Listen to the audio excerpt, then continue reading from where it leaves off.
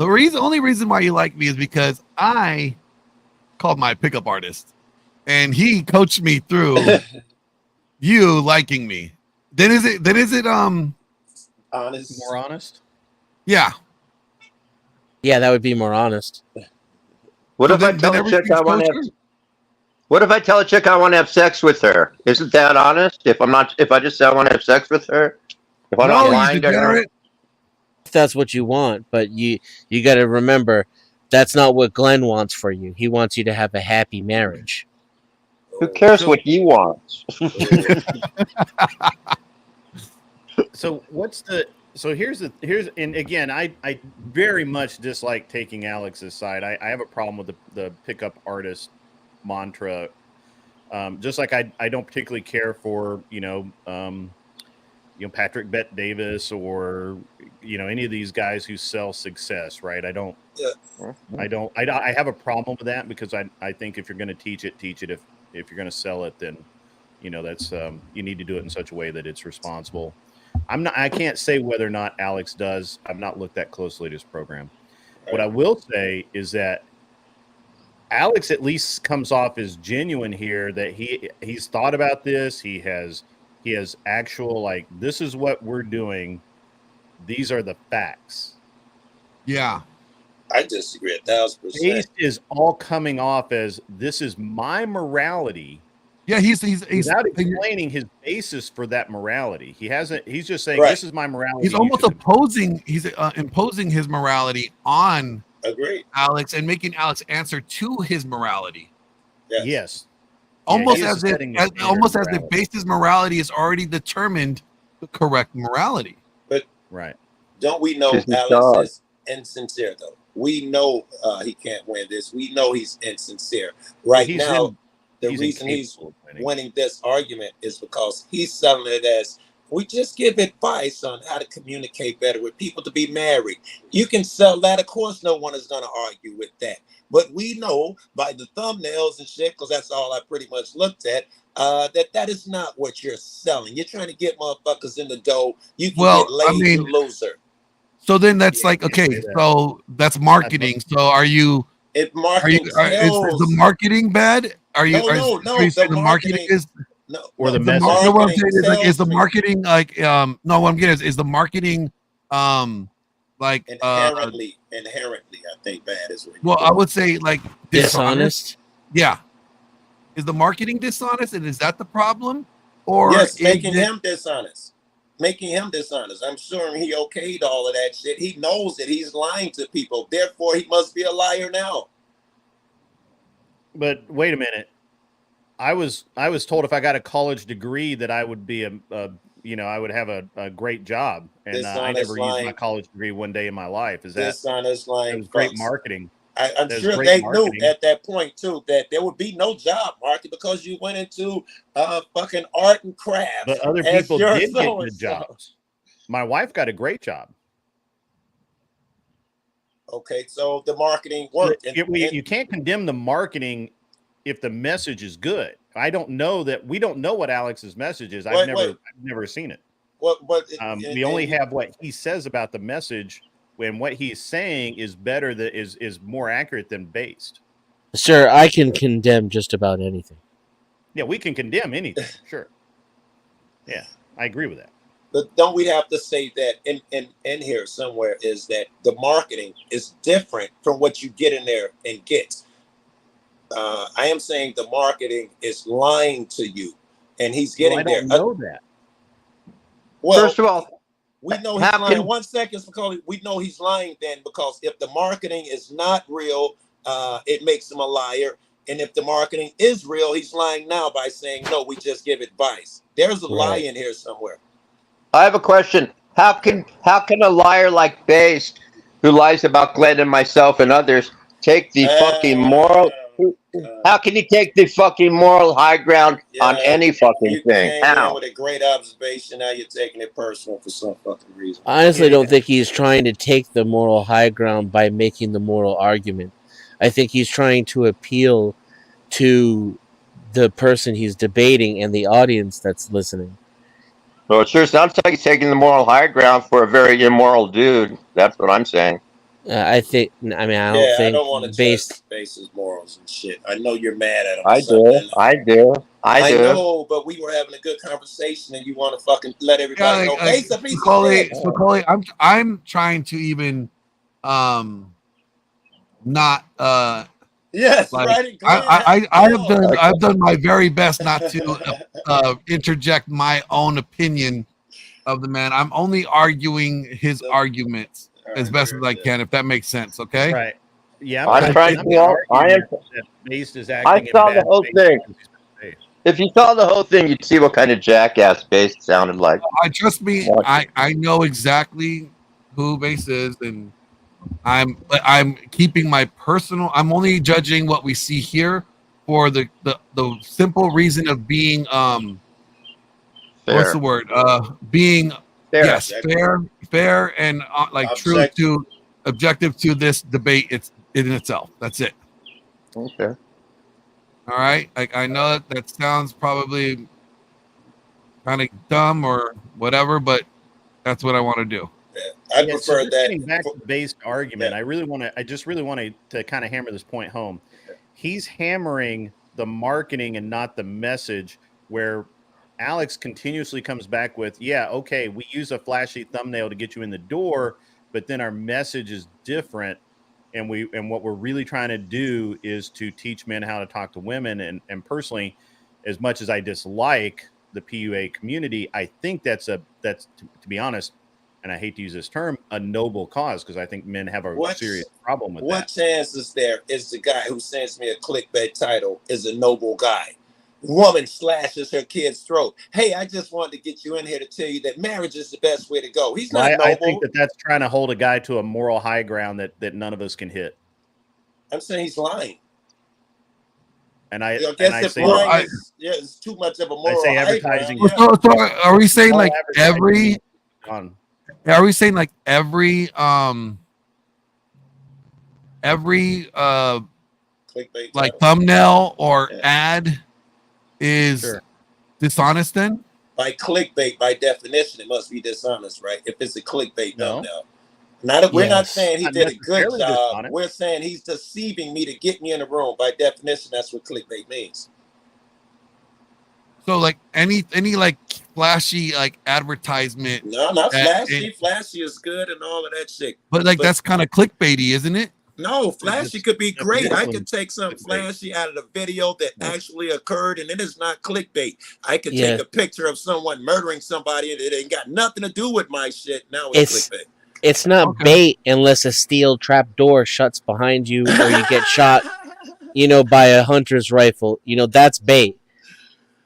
It like flashy.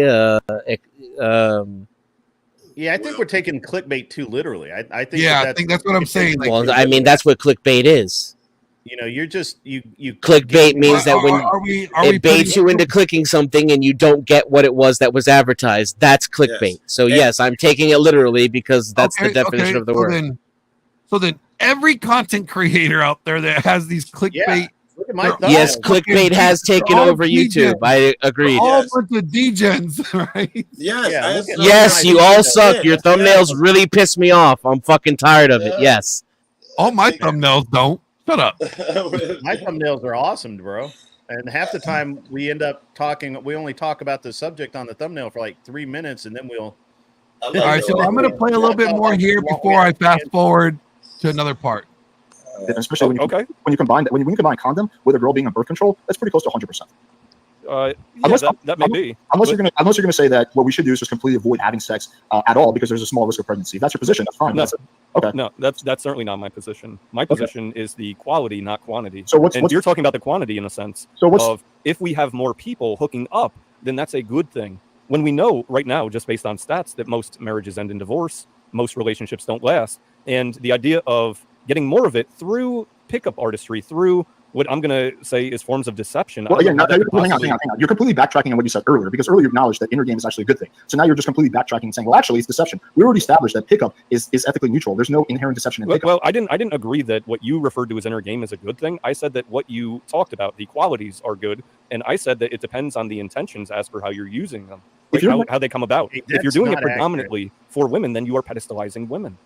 Okay, no one improved. So if okay, we're just jumping around a lot, but if you're trying to get better at interacting with women, developing better social skills, then you're probably doing it for yourself because you yourself want to either get a girlfriend or want to be more successful with women, not because you're doing this just to please women in general. You don't really need to learn social skills for that. You can just be yourself. So that's the first thing. The second thing is you made this like larger point about abortion, but again, like that would only be valid if the pickup community was saying, go out and have sex willy-nilly, don't use protection. The vast majority of the pickup community would definitely encourage you to use condoms and be safe. Nor is the pickup community saying like you should fuck as many girls as possible. There are some PUAs who say that, but generally the position of most pickup artists is that you should do what you actually want. Like if your goal is to just get one girlfriend and either be fuck buddies with her, that's totally fine. If your goal is to sleep with a few women, that's fine as well, right? As long as you're safe about it and you're not deceiving them. So when you do like that, unless you're completely risk averse and you think that anytime you have sex with a girl, it's just not worth the risk because you could potentially get her pregnant in the 0.01% chance the condom breaks and the birth control doesn't work, then that would be one thing. But that's not your argument. Then I really don't see what the issue is here. No. I'm talking about intention. If the idea, right? Because you're now speaking for the community. You're saying, well, the community is this. The community thinks this overall, right? So now you're the speaker for the community.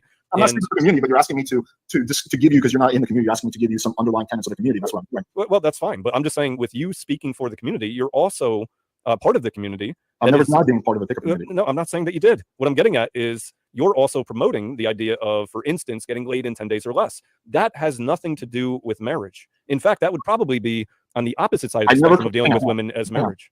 I never claimed that my goal or the goal of my brand is to help people get married. I agree. Yeah. I really just earlier said that I believe that it's up to the person whether you want to get married, want to have a girlfriend, want to have casual sex. I don't have any kind of ideological preference in which direction they go in. So if you're going to hold me to the standard of like, well, it's not helping people get married, that's not a standard I'd ever hold myself to. And it's not something that I don't think the end goal for guys should be to just get married, like at all and be all, right? I think marriage is a good thing for sometimes it's a bad thing. But with the way marriage has worked out in the West, I would in fact probably caution my friends and even people watch my channel to be very careful when getting married. So I'm not one of those people who's going to push people towards marriage. I mean, is that your thing? Would you want to No. I don't disagree with what you're saying. I'm just saying the opposite of that is sort of the hookup culture, right? If you're dealing with women, the opposite of marriage is hooking up. Right? They're not actually, because typically most marriages start with people getting together and either going on a few dates and hooking up. Or just hooking up. Like if I look at my relationship with my girlfriend, we started off casually hooking up and then we wound up dating. There's a lot of people. We've done these stream reviews, and most people don't date for like 3, 4, 5 months before having sex. Most people have sex on the first, second, maybe third date, right? And then they fuck around for a while, maybe they date for a while, and then potentially they get married. So they're not mutually exclusive at all. In fact, they probably work together, because if you can't sleep with a girl, then you're not going to be able to get married to a girl.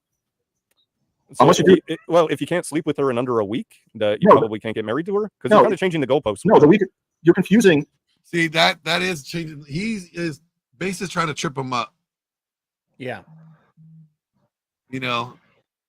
Like intentionally trying to use his own like marketing tactics against them. The principles of the pickup community with my marketing, right? The idea. Are they not related? They're not directly related. No, the principles that the pickup community would have are not inherently tied into my marketing. There's a correlation there, but not inherently tied into it. It doesn't matter if you sleep with a girl in 10 days, 20 days, or 30 days, right? The reason that we say 10 days is because, number one, something that happens often. What?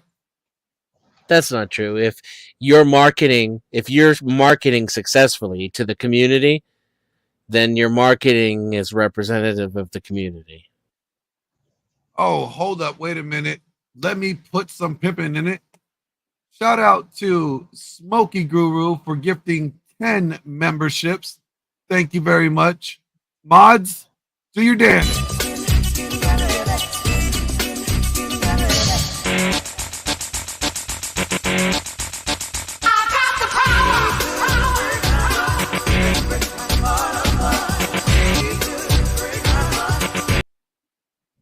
Damn, I hope Are We Not Men heard that one. You let it play. I know. You let it out. You did that for you, sir. Thank you, Smokey Guru. All right, back to this. And number two, it's something that, people like. People like to hear that, right? That's generally how marketing works. I don't make if you want to say that my marketing is unethical, you have to find examples of things that I promise that cannot be delivered, or I don't deliver on. I don't promise anything that cannot be delivered on. You're saying it's atypical, so I don't need to prove it. I never said it was atypical. So is it typical? Quite often. I can't give you No. The question is it typical? When you say typical, what percentage do you mean? Well, more than not. So 51%. Yes. Hold on. Bill Hicks, thank you. I've been thinking this. Yeah, me too. I've been thinking this this whole time. It's a good point. And I've been wanting to say it, but I did not know if it would come off right. And thank you for fucking just taking the words right out of my mouth. Yeah. Glenn, we were talking about that the other night, how that Based always seems to hold men accountable, and he does not hold women accountable. And yes, definitely 100% is on a morality kick that doesn't mean anything. Like it's not based in reality at all. It's based in some weird made up world in his head where women are angels and they're perfect and they're infallible. Sorry, I gotta get a refill, guys. Sorry.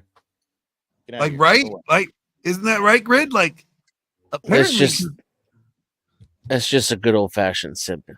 I think you just, like simping ain't easy, but it's necessary. That type of thing. It's not just simping though. It's really like Lionheart Media here says, so based Oracle is the moral arbiter of YouTube, but he's actually, it's worse than that. He's like the moral arbiter for all women. He is the white knight. He is certainly he is the Captain Sabaho. He's General Sabaho. He's a femboy, Glenn. He's a femboy. I mean, you can't. You would have to. Hold on. All right. I'm gonna let this play for a minute.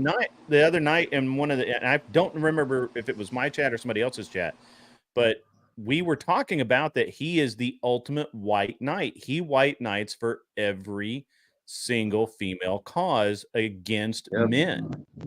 He is holding men to some moral standard that nobody can live up to. I don't think he really is, though. I think that's just his saying, like, you know what? I could have done things in different. All right, hold on. So, I'm gonna play this video, and like, where's it at? Oh, it's right here. Okay, I'm gonna play this video. The reason why I'm gonna play it because there was something that he said during this interview. It just kind of like stuck with me, and I'm just like, huh. I'm kind of confused a little bit, right? But now it kind of ties in. Now I'm just gonna play it. You guys tell me what you think. With Glenn. Glenn's a good guy. He's married. He has kids. He's on our side. You know, he's against the feminism, the liberal ideology, etc. Excuse the my part. Be like, you know what, bro? My bad. You know, my bad. This and that. Let's fucking make some content together and go out there and actually, you know, wreck shit. I think that would be a good move. You know, in my opinion. Yeah, I mean, you're probably right, but my answer would be no. Is it because of your ego? Or is it because you think Glenn is still in the wrong? It's because you had some things baked in there, right? You said, for instance, he's on our side. I'm not on our side. I'm on the truth side. And with that, am I not on the truth side neither? No, I'm not saying that you are or aren't. I'm saying when you present our side against liberalism, I'm not even against liberalism or feminism. This is the exact right video there. We were talking about, Glenn. This is the I think we had Jake on my show the other night. That's when it was, and we were talking about how Flopical has determined himself to be the ultimate white knight. What was wrong with that statement I just heard? Truth. What was wrong with the statement I just heard where he said that I'm not on the side of liberals per se, I'm on the side of truth? Well, no, he said, I'm not against feminism. Or liberals. Right? Or liberals. Yeah. Right? And I'm just like, he's like, I'm not on your side. I'm on the side of the truth. And I'm not even against liberalism. I'm not even against feminism. Right. So then what are you against in this matter? I think, okay, so the way I read that is that I'm not against Democrats. You can't really just say it's inherently bad. When the moment comes, what's ever true about it, which we have to assume. I assume feminism get most shit wrong. But if they get something right, now suddenly I'm on the side of feminism. So he's saying I'm on the side of truth. That's how I read it. He does side with feminists though a lot. But so like this is where this is how I'm connecting the dots. I'm not against feminism. Right. I see. The point where he was talking to Alex about 1 million babies being murdered, as if like not even saying that, like it kind of putting it on Alex's plate as if like you PUAs are responsible for this, right? To a degree, that's all these women getting pregnant and having abortions. Maybe he was not putting it on who it should be, like he even used that as a thing to throw at Alex, as if Alex has any authority or any power over a woman choosing to keep her baby or not. He's wrong in there. I think he's pulling a Dennison here. But this is where I'm pointing, like the dots are connecting to where it's like it's like it just kind of sees like this feminist like narrative here that's kind of being talked about. Like I believe that because Base is that guy, and I believe that. But right here, he's pulling the Dennison. He is just talking about one statement. At least that's what I thought. He is just talking about no. In this one statement, this is all that I meant. Dennison does that, knowing that people are taking shit in totality. But so I am taking it in this one statement. But then I'm looking at other singular one statements that he has made, and I'm getting the collective of these one statements, and I'm looking at it like, what picture does that's why y'all reacted. That was y'all was like, it's just crystallized. Y'all saw the whole picture, and I was only looking at the statement. I was looking at all these individual statements that build up, and I'm not saying this is what it is by any means. I don't know if I'm just saying that it's a good enthusiasm. I would assume you're onto something. I have no idea. I'm just saying it just kind of clicked that, like, hey, theoretically, could this be a thing? Like, oh yeah, I was like, Eureka, that's it. So something's there. Yeah, like to me, it's just like, oh, this could be a point here. More than 51% of people who get my course, are they sleeping within 10 days? I really don't know. Some are, some aren't. I can't give you an exact percentage. This is a survey I've never thought to do. But the point is, that's fine. We can the point is, enough of them are doing that, so that doesn't make them marketing deceptive. But again, like I think you have to decide whether you want to focus on the ethics of pickup, the ethics of my marketing, or you want to focus on the ethics of like marriage and the direction society's heading in. You're kind of jumping around all over the place. When I bring up specific points, you agree with me the majority of the time, and then you just bring it back, kind of like you just defer back to your initial statement, which is like pickup that it's not good. Well, I'm looking at the big picture, Alex. If you want to say things like men should get better, why would I disagree with that? You want to say things like some men need help socially. Why would I disagree with that? What I'm disagreeing with is the idea of pickup artistry leading to a net positive in society versus a net negative. So let me ask you. Wait, so sorry, let me just follow up on that because I'm just like asking like 40 million questions. I'm just asking a few questions and then you can go back and ask some questions. So you said that if pickup leads, so if you remind me of saying, you said if pickup leads to guys becoming more confident, guys being in a relationship, then that's a good thing. Something like that, right? Well, I just said, no, I didn't say if pickup leads to this, it's good. Repeat your initial statement then, please. I don't remember. Mod. So anyways, she wasn't listening. Okay. Going back to it, I'm just saying. There wasn't a question asked. So I think you said something along the lines of, why would I disagree with the idea of a guy becoming more confident? Why would I dislike the idea of a guy improving social skills? So if it turns out that the majority of guys who study pickup become more confident for their social skills, then by that logic, you would be okay with pickup, correct? No. So I'm just going to confirm. He was saying earlier that he agreed with the inner portion, like the inner game. I think that's what you called it, but it was like the intentions thereof. Look, I agree with the ideas. We didn't get into the ideas. What you're calling confidence, I may not call confidence, because what you're calling game, I would call brain.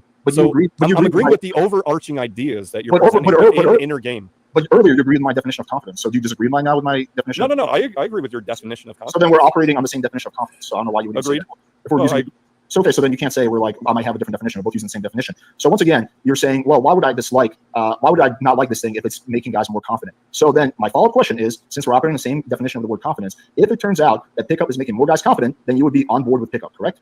No. Because there's a big picture. You're naming one thing. You're saying this event leads to more confidence, therefore it must be good. And I'm not saying that. I'm saying there's a big picture. At least that part of it would be good. Oh, okay, that part of it could be a pro. Okay. So then we can break down the parts. Okay. So what do you think is the big picture here?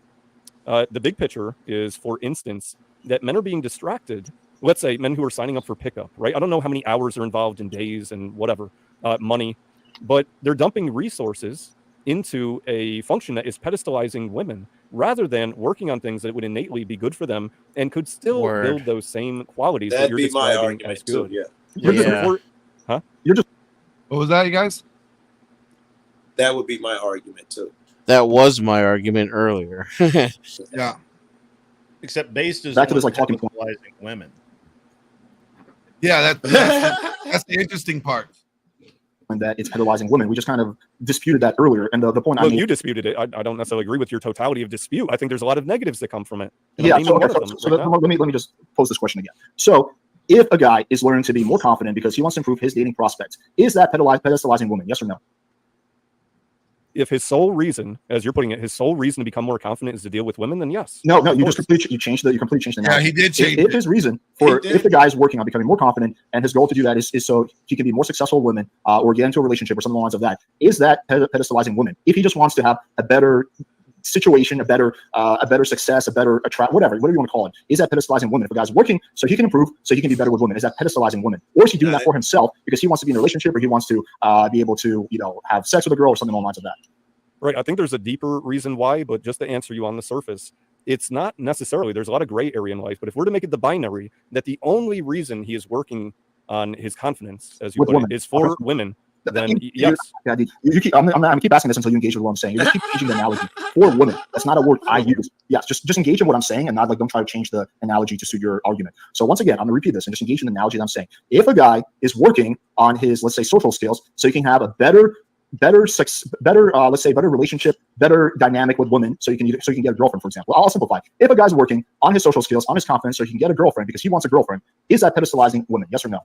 If that's the only reason why, then yes. Okay, so then we're at the crux of disagreement. So, according to you, direct action, like direct working on something directly, is by nature pedestalizing the outcome, which is completely not true. Again, going back to the gym, going back to the networking analogy. You said that if a guy is working on his networking skills with a goal of, for example, getting a better job, that's not him pedestalizing other people or pedestalizing his boss, right? That's just him doing it for himself. A guy gets a girlfriend for himself, right? Again, guy doesn't need to practice his confidence just for women. So if a guy wants to be in a relationship, that's what he wants, and he works for that, then how is that pedestalizing the women if that's his goal for himself is to get a girlfriend? No, he said it better that time. That is I think the analogy still applies, though. His sole goal, if you change yourself and try to act a different way in order to appease your boss, even if it's for a better job, then you're pedestalizing your employment. Yes, the analogy held. Or is it pedestalizing your employment or prioritizing your advancement? You prioritize it by putting that nigga on the pedestals for the time. Yeah, and I don't think you're advancing yourself either. I don't think anybody. Again, pursuing I have a hard time with it. Like, Grid, what do you think? Because I have a hard time with the word pedestalizing here. I think that's the most bullshit thing I've heard in this argument so far. This is what he said earlier. If you are literally saying, "Hey, I want to be better, so I can do this," that's my own self-interest. Yes. That's a beautiful thing. I'm pedestalizing these women, and that's why I want to be better. That's dumb.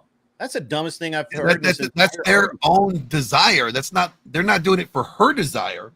They're doing it for their own selfish desire. Right. This is literally teaching you how to do things that women desire in order to get them in bed. That's literally what we're talking about here. Because that's what you want. Act more like how women like. That is the whole thing. So if you're saying if it's just self-improvement, we can just call it self-improvement. And that's what I'm preaching. I'm saying that if you focus on yourself and stop worrying about what women want, you'll get a woman that you want. That's how it actually works. So if you want to call that pickup artistry, then I'm a better pickup artist than Alex. I guess Denzi and that said, okay, is there any data that we know that is like for certain where guys did not do anything to please women or to appeal to women and they got what they want with the woman? I mean, personally, that's exactly how it works. Wouldn't that be that's you, but it's anecdotal and that's kind of hard to verify, right? No, we can prove this out pretty easily. Yeah, I'm still with Dennis. If you go live in a cave in the woods because that's what you want and that's what makes you feel good and that's how you want to live your life, are you going to get a woman? No, but you don't want one. No, you don't want one though. You're in a cave in the woods. Well, what if you want one and you want to live in the cave in the woods? Then you better go find a woman somewhere, right? You can't stay in a cave in the woods and find a woman. You better find the woman before you retreat to the cave. Yeah, something like that. Oh, is that Andrew in the building? That might be his clips guy. I don't know. There's a couple of those guys running around, but because it's like I don't see how like a guy this is the problem with both men and women is that women don't know what men want. Some do. It is Andrew. There's a lot of them too. All right, Andrew, I'm going to drop the link for you here if you want to come on up. Yeah, please help us here. I think that's the most moronic argument that I've heard out of base so far, though. You guys in the chat, I'm only letting Andrew up, so if you're not Andrew, do not come up. It's my self-interest that I improve myself. It's yes, even no one's arguing against improving yourself. But like again, if it's your desire to have a wife and you're like, well, I'm not going to do anything that a woman wants me to do. I'm going to do me. No. I think you're mischaracterizing Dennis's argument. Yeah, I think so too. Argument is you will be doing what women want when you become yourself. You'll be successful. You'll be confident. You'll be focused. And you will be doing the things women want, but not for her. And you're going to get a woman who's actually worth your efforts and your success, rather than the kind of woman that's going to fall for some shit that you could learn from this guy in 10 days. So you guys are painting with too narrow a brush. When I was 20 years old, the thing I wanted most in life was to live on a sailboat by myself in the fucking ocean. Would I have ever found a wife? I don't know. I don't care. If you don't want a wife and you want to be on the sailboat, then don't get a wife and be on the sailboat. You just said that you should do what you want to do and work on yourself and do the things that make you happy. Most men, if they did the things that made them happy strictly, would never get married. No, only I mean, if that's true, good. Fuck marriage. With no women. You put yourself on an ocean with no women. I don't agree with all that. I have to do is assume your premise, and then marriage is stupid and counterproductive to what makes men happy. So congratulations, you win. I can't read what I was trying to. I'm sorry, I was trying to read what Andrew was saying, but it went by, and I'm on the wrong screen. Let me. Where's that? Did Andrew say something again in here? Oh, Alex uses basic logic trap. He made Oracle own nuance and define his terms. When unable to evade Oracle ended up at the mercy of his own logic. All right, break that down for me, Glenn, because I wasn't reading it. Okay, so Alec used a basic logic trap, right? So I'm trying to recall what logic trap that is, and I'm hoping Andrew Hurry Up gets up here and explains the logic trap. But he made Oracle own nuance. I would agree with that. Yeah, he made Oracle's own nuance and define his terms. When unable to evade Oracle ended up at the own mercy of his own logic. Gotcha. I hear what he's saying, but I like. Oh, so he basically used Oracle's own definition and his own argument. Yes, against him. Right. He made him define it, and then at the end of it, he was victim of his own definitions and logic. Yes. But I still need to know in what instance and where it happened, so I totally understand.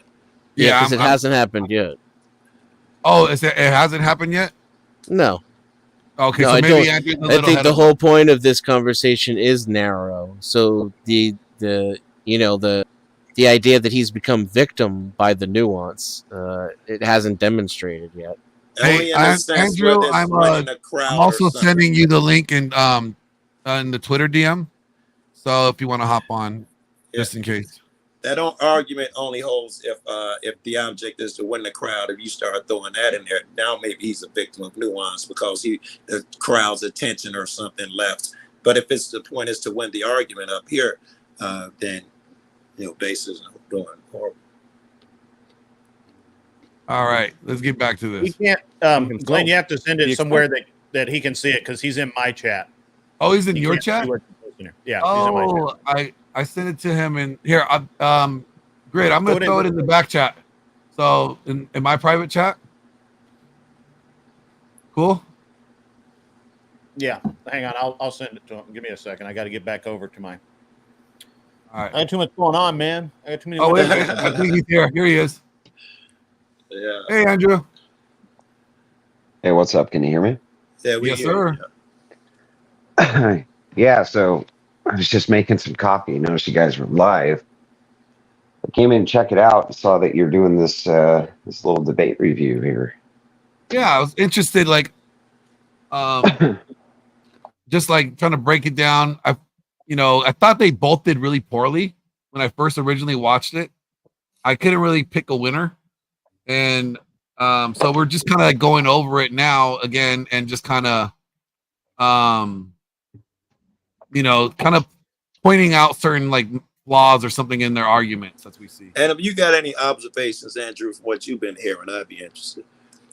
Yeah, well, I mean, I don't know how far in you guys are. I just heard the last. Yeah, we're like about an hour in. Yeah, the last 5 minutes of pedestalizing. So it's pretty interesting. I mean, Alex is a trained debater, and what he said here was, if you use this logic, this nuanced logic of any time a man is engaging in self-improvement, he's pedestalizing a woman, meaning all of your self-improvement is coming from the angle that you want to impress the opposite sex or bring the opposite sex in, right? Then that would be pedestalizing by your logic. Base Oracle basically has to concede that this is true. And so that's definitely a terrible score against him. That's a pretty brutal it's a pretty brutal concession. So here he doesn't seem like he can be kind of his typical evasive scumbag self, and instead he has to actually answer these questions and own his position. So I'll be interested to see how this goes.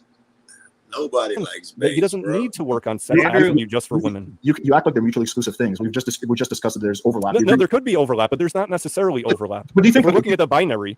Okay, do you think the best way? Okay, let me ask you this question. What do you think is going to be more effective for a guy to either go out and practice talking to women, or for a guy to, like, I don't know, like, get some hobbies and do that shit and hope that the woman part takes care of himself? Is it better to approach something directly or indirectly? Yeah, but this isn't the argument if it's directly or indirectly, because in either scenario that you just named, even indirectly, as you put it, it was still the ultimate goal of women. So it was the same thing. Yeah, those two things can be. It's also the end good of your employer if you get a better job and you're earning for the company. Sure, incidentally, sure. Yeah, it's mutually beneficial. So just because getting a relationship benefits the woman does not mean it doesn't benefit you. Unless you think that getting into a relationship is not going to benefit you, just benefits the woman. Or unless you think that a win-win type of situation means that you're pedestalizing the woman. Is that what you're saying? That if it's a win-win, then the woman gets pedestalized? No. Okay, let me we're so close. So no, if it's a win-win, then the woman is not being pedestalized. So then why do you keep saying that if a guy works on his confidence social skills to get into a relationship and it becomes a win-win, that it's pedestalizing? Just walk yourself through the logic here. You've said that if it's a win-win, then no, that's not pedestalization, right? So if a guy's doing it for himself, right, and it winds up being a win-win, then that, by your own logic, is not pedestalizing the woman. Right, but you're saying the result is a win-win, right? You're saying the result is a win-win. A relationship should be a win-win. Yeah, a successful relationship is always a win-win. Okay, so you have the idea then that the only thing that the man was missing was this social skill. Everything else he had right. Nope, never said that. Never said that at all. Well, if we're to cordon off the variable here, wouldn't that be what it is? No, what I'm trying to do is try to pin you down on specifically how your logic, when you talk broadly, for some reason goes away when we try to make it specific. Yeah, so stop it there. You're able to. We're not talking about. There could be many other issues.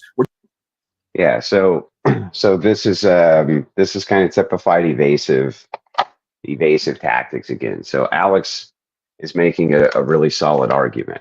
He's saying your logic leaves no room for nuance. It's either A or it's B. So it's either true or it's false. It can't be both. So I'm trying to get a position out of you. I need a position out of you. You need to either tell me that this position's correct or it's incorrect. So it seems that the position here is that, at least from Alex's perspective, is that by base logic, these what he's calling a win-win relationship. And by the way, why do you play these videos at meth speed? Playing these videos at methamphetamine speed. Well, I tend to listen to all my like when I'm listening to like books, I'll read them and I listen to them at like 1.5. Really? Yeah. Yeah, I don't know. That's like, you know what that sounds like to me? It sounds like you're arguing with one of these methed out libs who's on Adderall. I'm preparing myself for one day. Yeah, and they're just turbo talking. So, so this is kind of typified evasive tactics again. So Alex is making a really solid argument. He's saying your logic leaves no room for nuance. It's either A or it's B. So it's either true or it's false. It can't be both. So I'm trying to get a position out of you. I need a position out of you. You need to either tell me that this position's correct or it's incorrect. So it seems that the position here is that by base logic, I'm getting ready for Destiny. Yeah, I was gonna it's say actually it's actually hard to. It makes it harder for me to follow because nuance is in the inflection, right? So there's nuances in the inflection, but basically what Alex is trying to do is get based Oracle to own a position one way or the other. If A, then B. If B, then C. And Oracle just kind of evaded his way out of that there. Yeah, he's trying to pin Oracle, base the argument. He's trying to frame it where it's we're both are a win-win situation, and Base is trying to avoid that. And I think Base is accurate. I don't think he has his argument framed correctly. Yeah, I agree. We're just talking about, you know what, I'll even make it more broad. Let's say a guy works on himself entirely, his confidence, his social skills, his attire, everything. He works on everything because his goal is to get a girlfriend. He gets into a relationship with a girl, and it's a win-win type of situation. Was that him pedestalizing the girl? Say it again. Okay. That was it. Make it more broad. So right. Let's say so that was wants to get a girlfriend. That was brutal.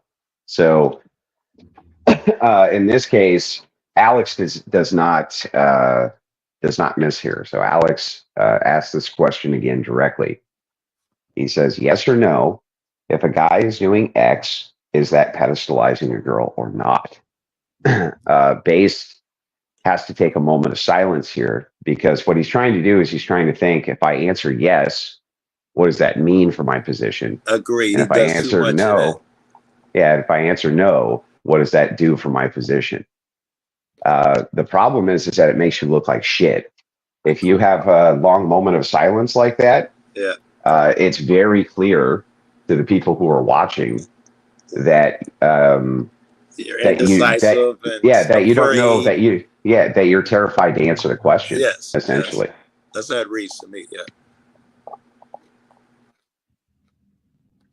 He realized that he has some work to do. He works on his confidence. He works on his, he goes to the gym. He works on his fitness. He works on his fashion. He works on his social skills. He works on his networking. He works on his humor. He works on his charisma. He gets a girlfriend. It's a happy relationship. It's a win-win. Would that be that guy pedestalizing the woman? If he did all of those things, for what intention? No, that was bad. The girlfriend. After a pause, that was sucky. So then he asked for a clarifying caveat to the questions. But what's the intention? Well, it's irrelevant. It's irrelevant to the case of the hypothetical. So that's his argument. His argument is if your intent is to get a girl, then you're pedestalizing. If not, then no. He said that like 4 or 5 times already. Yeah, no, but the caveat to the hypothetical, you answer within the hypothetical. So you answer first, and then you give whatever caveat is. So you could say, but he doesn't have enough information to answer, because the intent is what determines the answer. You do have enough information to answer. He needs the intent first. Replay the question. No. Hang on. He doesn't need the intent first to answer a hypothetical. Even if his position is that intent matters, it wouldn't matter to the purpose of answering a hypothetical. Yes, it does. I think. Explain how. Then explain how. Because his whole argument is, if the intent is to get a woman, then it's pedestalizing. If the intent is not just to get a woman, then it's not. Yeah, what does that have to do with answering a hypothetical? You can't answer unless you know what the intent is. Can you play the hypothetical? Why? Okay, no. Now you're falling into a logic trap. Why can't you answer a hypothetical? I mean, it's not a trap if it's consistent. If the hypothetical doesn't include your argument, it doesn't have to include your argument. Well, because then I don't know. I don't know if that person was pedestalizing. So for you to be correct, you can answer it. The answer is I don't know. The way that I test your logic is to test your logic external your argument. So the answer is I don't know. Or it could be I don't know. It could be perhaps. But I think in this case, you could still say yes, or you could still say no, and then you could give the caveat as to why the hypothetical wouldn't map on. Well, you can't say yes or no if you don't know. You're not listening to what I'm saying. Sure, you could say yes, or you could say no, and then you could give a caveat for why the hypothetical doesn't apply. But you can But he still doesn't say know both whether of the those. answer is yes or no because he doesn't know the intent. It doesn't matter. You The could intent still, determines the answer. You could still answer yes or no, couldn't you? I mean, he could say yes and not mean it. Yes. Okay. So he could say yes or no, right? Yes or what? Okay, great. So then I don't know. You're making a non He can't give an honest answer unless he knows the intent. He could say yes, no. He could say purple. He could say 42. Yeah, he could. But the answer is not going to mean anything unless he knows the intent. This is a semantic distinction, right? A hypothetical doesn't need to be answered. It's not even supposed to map on to reality. It's just there to test logic. That's it. It doesn't have to actually map on to what you His logic is that if you intend to get a girlfriend and that's your sole motivation for improving yourself, that's pedestalizing a woman. That's his logic. So in order to test that logic, you must adhere to the information that's included in it, and part of that information is the intent. That's going to determine Based's answer. Why would it determine his answer to a hypothetical? Because his logic is that if you are doing it for this reason, the answer is A. And if you're doing it for another reason, the answer is B. The answer changes contingent upon the reason. Then you should be able to answer the hypothetical one way or the other. Yes, with the proper information. Once you let him know what the intent is, he can answer the question. Yeah, I went back and listened to it. I think I'll give you an example. Oompa Loompas are purple. Are Oompa Loompas purple? Yes. Okay, they're not though. They're orange.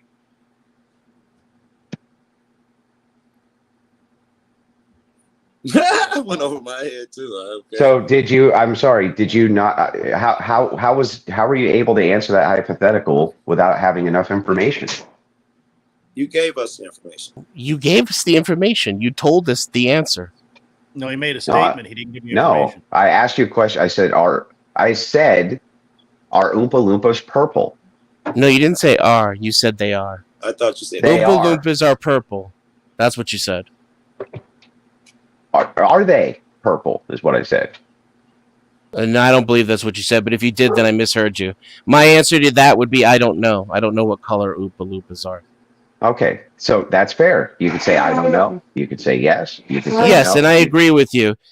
Based could have said I don't know. Instead, he asked the question which would allow him to answer yes or no. Mm-hmm. Well, we'll see. I think that Alex is just trying to get him to be definitive on the position, but let's find out. He has been several times already. He's repeated it. Oh, it requires intent. It requires intent before I can answer your hypothetical. To his logic, to based logic, yes. There is no based logic. There's one logic. No, to based Oracle's logic.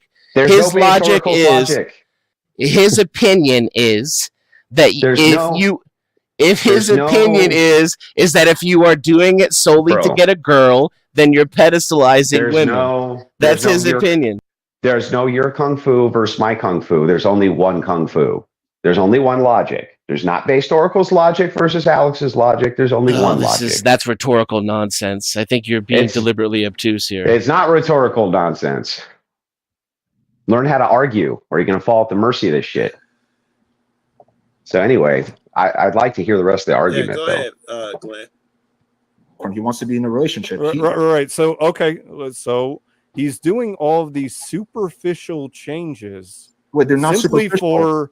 Wait, hang on. Stop changing the Well, how are they not superficial? You're talking about how he dresses. I named you a few superficial things. I also included you a bunch of not superficial things. Okay, what was not? Working on his confidence, working on his charisma, working on his social skills. None of those are superficial. Well, in a sense, I would say charisma is superficial. You think a guy improving his charisma is a superficial thing? Well, isn't charisma completely subjective? Is there an objective measure to it? It is somewhat subjective, just like looks is somewhat subjective. Okay, what utility does charisma provide the world? The question is, what utility does charisma provide the person practicing it? The goal what utility does you can't turn a micro into a macro, right? Why not? Because there's sometimes a disconnect between the micro and the macro. Sometimes. Macro, it would be better for a country if more people join the military because right now we have not enough troops and enough people join the military. Micro, it doesn't mean that I'm going to tell you or my friends or my clients to join the military.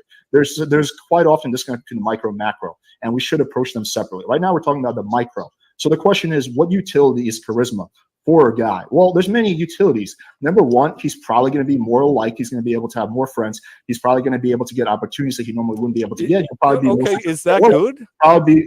All those are good things, yeah. No. Hold on. How are all those good things? How are more friends a good thing?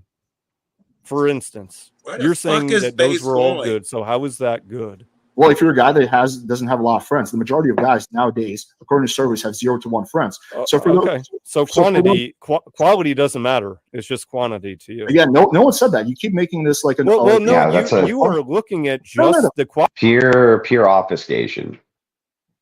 So far, I keep on hearing Alex ask questions and then explain his reasoning. Now I hear some argumentation the other way, but I'm not hearing a coherent argument the other way. So when Alex is saying micro to macro, right? He's right. He's saying you can't take an idea which is on the micro level, which would be maybe a set of preferences or a set of singular ideas, and then apply it at the macro over everybody and come to a result which is a reasonable result. Basically, and you can't do it the other direction either. So you can't say, for instance, most women like tall men. That would be a macro statement, right? But that doesn't mean on the micro that all women then like tall men. It wouldn't translate over to an individual. Base agreed with that. He said sometimes. He agreed. Yeah, but it's not really sometimes. It's basically always. Yeah, you think it's pedantry, but it's not pedantry. So these are necessary distinctions. If you're going to have an argument, you need to have clear terms, right? The argument is that if you do all these things just to get a woman, you're pedestalizing women. That's the argument.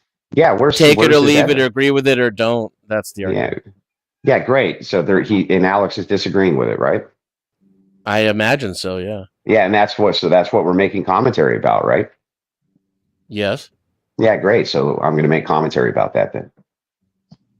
Yeah, that's what we're all doing. Right? No, I'm not. You're just nitpicking. Well, you said more is better. What if more worse? More worse is better? There are situations where having more friends could be worse. Yes, but generally speaking, if you're a guy who has 0 to 1 friends, which is the majority of guys, getting more friends is going to be a good thing. Do you disagree with that statement? Yes, I do disagree. Okay, so then stop nitpicking at little things. Of course, quality of friends matters too. No, I do disagree, is what I said. I'm not nitpicking. I disagree. Okay. So if you're a guy who has 0 to 1 friend, having more friends, you think is going to be a negative thing, not a positive thing. Well, I think to put it out there as you did, just in the idea that automatically it's good when you consider that most people fucking suck, that the idea of more of most people would not be a good thing. That is a non sequitur. Quality. Well, Alex would have had to make a distinction with you'd have a better chance of getting more good friends, and then base argument would be gone. Well, it's just a non sequitur. No, I don't think so, because most people suck. Well, what the fuck does that mean? That doesn't mean anything. You need some kind of qualifier here. Would be much better. Quantity isn't quality. Friends that are the opposite. But that's just quality. That's just like a very linear childlike interpretation of what I'm saying. Obviously, it's not childlike. It's looking at the big picture. It's completely implied that if you're going to be making more friends, they're going to be the kind of friends that benefit your life. And if you have charisma, you're more likely to make good friends as well, because people gravitate towards charisma. So no. Hold on. I don't know how you're saying that charisma elicits good people around you. Charisma elicits people in general, and then you have more options to pick the good people from the bad people. Well, I agree, you have more options. Yes, and then if you have more options, then you can pick the good people to be in your life. But the problem for most guys is they don't have any options. They have like 0 friends, or they have 1 friend. They don't have any options to pick from. so they can have more How do you options. know that? Well, hold on. You're saying that. How do you know that? Because okay, so hang on. So this was really a good exchange here. So Alex says to Based Oracle, he says, well, if you have charisma, it's going to necessarily open up the pool of the amount of people who gravitate towards you, which means your selection will open up for good versus bad people. So logically, you would probably, if you had more charisma, have more good friends just because your pool is opened up. That makes sense. Yeah, that makes sense. I wonder what Oracle's response is going to be here. Or 1 friends, and majority of guys like 30 years ago had 4 to 5 friends. Okay, I have not seen that survey, but I'll take you at face value. Okay. So you're saying that the friendships amongst men have declined, and therefore, for instance, that more would be better, and that, for instance, charisma is a way to get more friends that would be better, right? Charisma is a way to get, by having more friend options, you can have higher quality friends as well. You can make high quality friends, because if you don't have any options, then you don't have anything to pick from in terms of where this guy's that makes sense. And not. Based on what he was saying, he mischaracterized his argument to stall for time. He understood that the first time, and he mischaracterized dude's argument, so he'd have to repeat it. I think this is a stall. Well, let's see how he responds to it a second time. 2 or 3 that are good guys and make them your real friends. Do you not see that? Yeah, I mean, I think this is kind of a silly argument. I get what you're saying, but I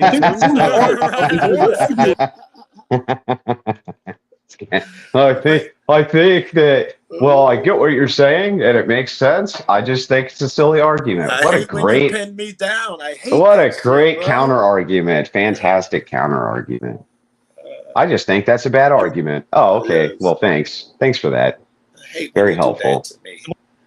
You're arguing this idea of guys basically being able to befriend people more. You're like almost arguing like, well, but there's a chance there could be bad friends. Like, yeah, of course, but it's common sense that you wouldn't befriend bad friends. Okay, but for instance, do you think that the lack of charisma might keep out some of the people who would be superficially drawn into charismatic people?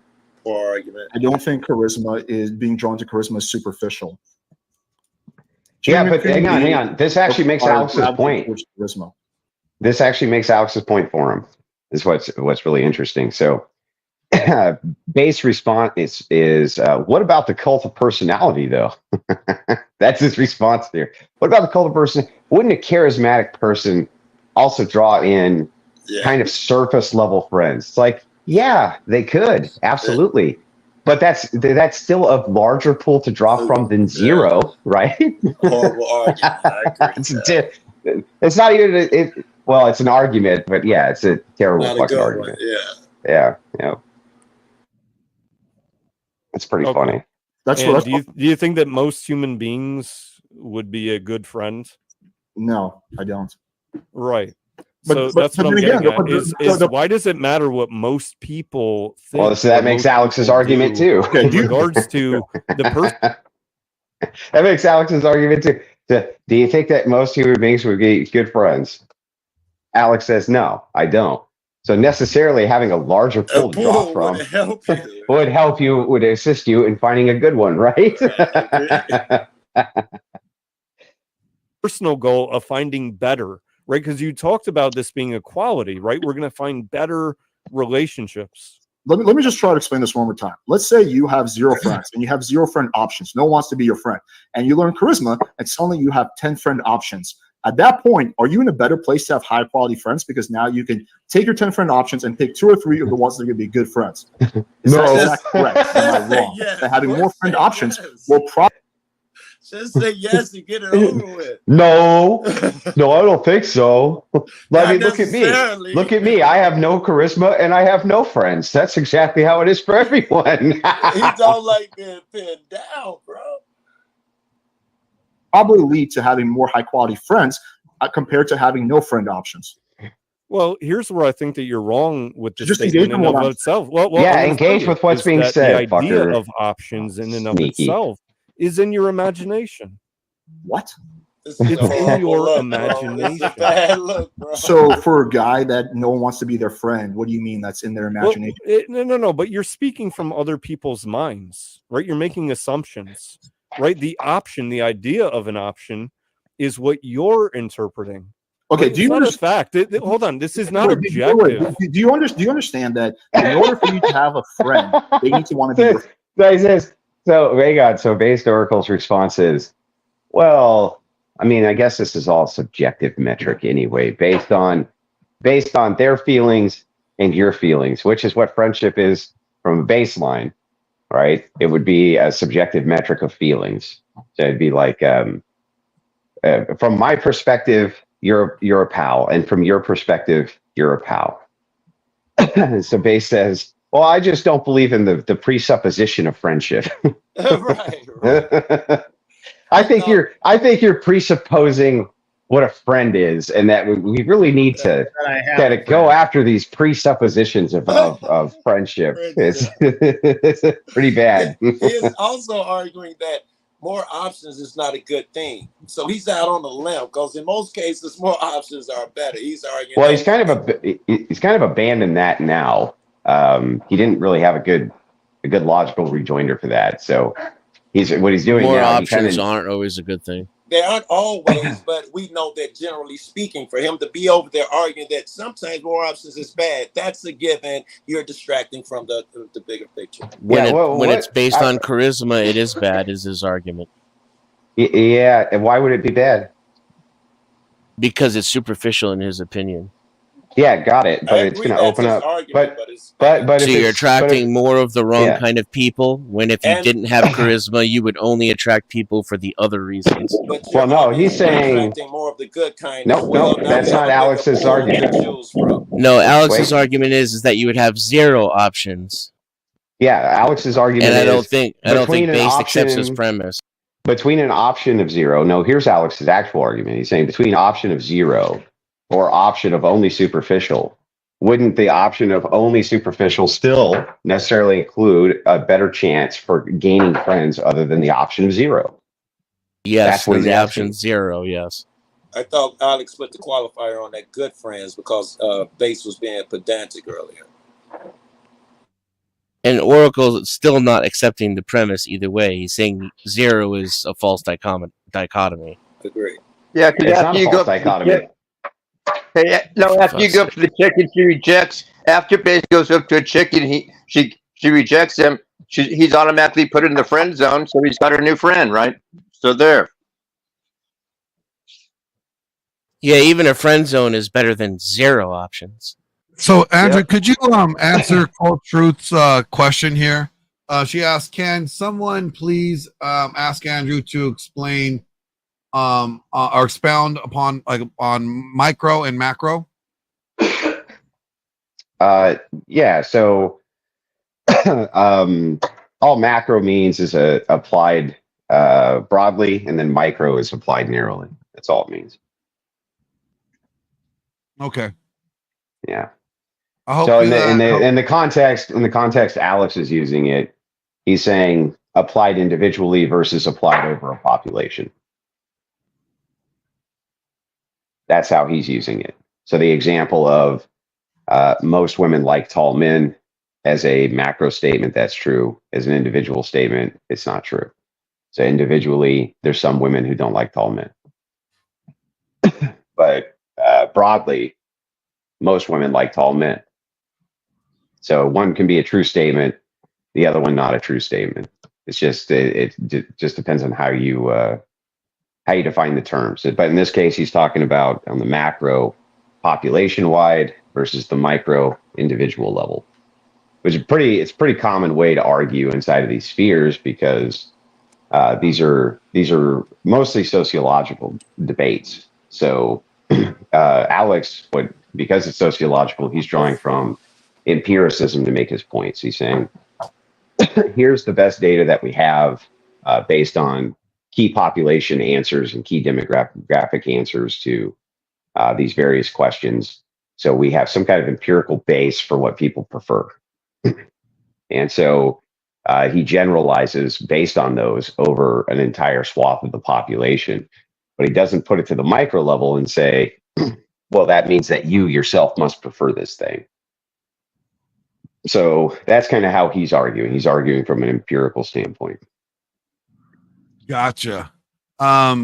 Steve, I saw your super chat here. It says the question is yes or no. Lame answer. It depends on the intent for asking the question. Thank you for the $5 super chat, Steve. No, it doesn't depend on the intent of asking the question. Yes, it depends on intent of your self-improvement. So if no one wants to be your friend, how are you going to have high-quality friends? Right, but you're making this idea that one would know nobody wants to be their friend. Where is that the case? Like, can you show me or describe? Well, if someone has zero friends, then probably no one wants to be their friend. Unless that person is just a massive loner and prefers to be alone, but that's the minority of people. I would venture to say the majority of people who have zero friends want friends. I have no friends. I have no friends, but I just wanted to intervene and say that we kind of came to about the halfway mark. I mean, we've kind of so there's the community portion. So there's the macro there again, right? So Alex says, yeah, it could be true that there's some people who don't have any friends who might, be in some circumstance where they don't actually want them.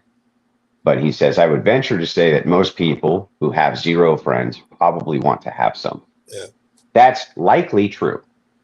Yeah. Right? Glenn, That's likely true. Good place to skip ahead and find a new argument to break down. No, I wouldn't ask her anything because I would probably get some bullshit. Okay, well, if you're going the way social media is nowadays, it's forcing people to become more isolationist, and they're spending more time just surfing through their feed, TikTok, Instagram, and all that crap, instead of actually communicating in real life with other people. Now, the advantage of using AI, and I can agree, you can make an argument for why that may seem counterintuitive. I would argue that because I would say the vast majority of people who use my AI program, FireText, they learn from that, and eventually they don't need to use it anymore. So, for example, you're stuck on what to text a girl. Your brain is just blank. Use the app; it gives you a suggestion, and you learn from these examples. And eventually, you're able to develop you're able to say witty things and able to carry the conversation yourself. Right? That's typically how it works for most men. Not all men, but most men. That's fine how it works. Dennison, can you pause? Yeah, Dennison. I do, because I'd like to know if Dennison agrees with that shit. If that person is using AI to come up with some witty, is that wrong inherently?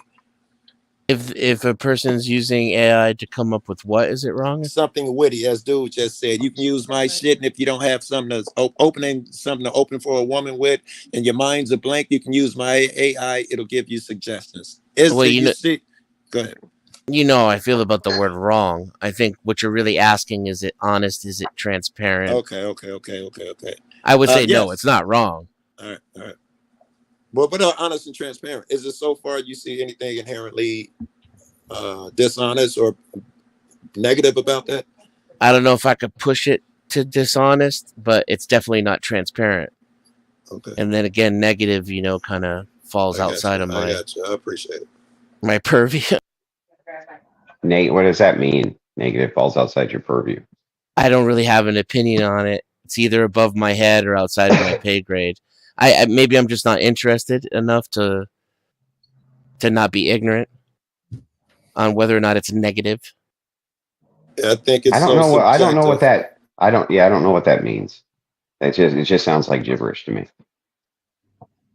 The word negative means something to you, right? Not really, no.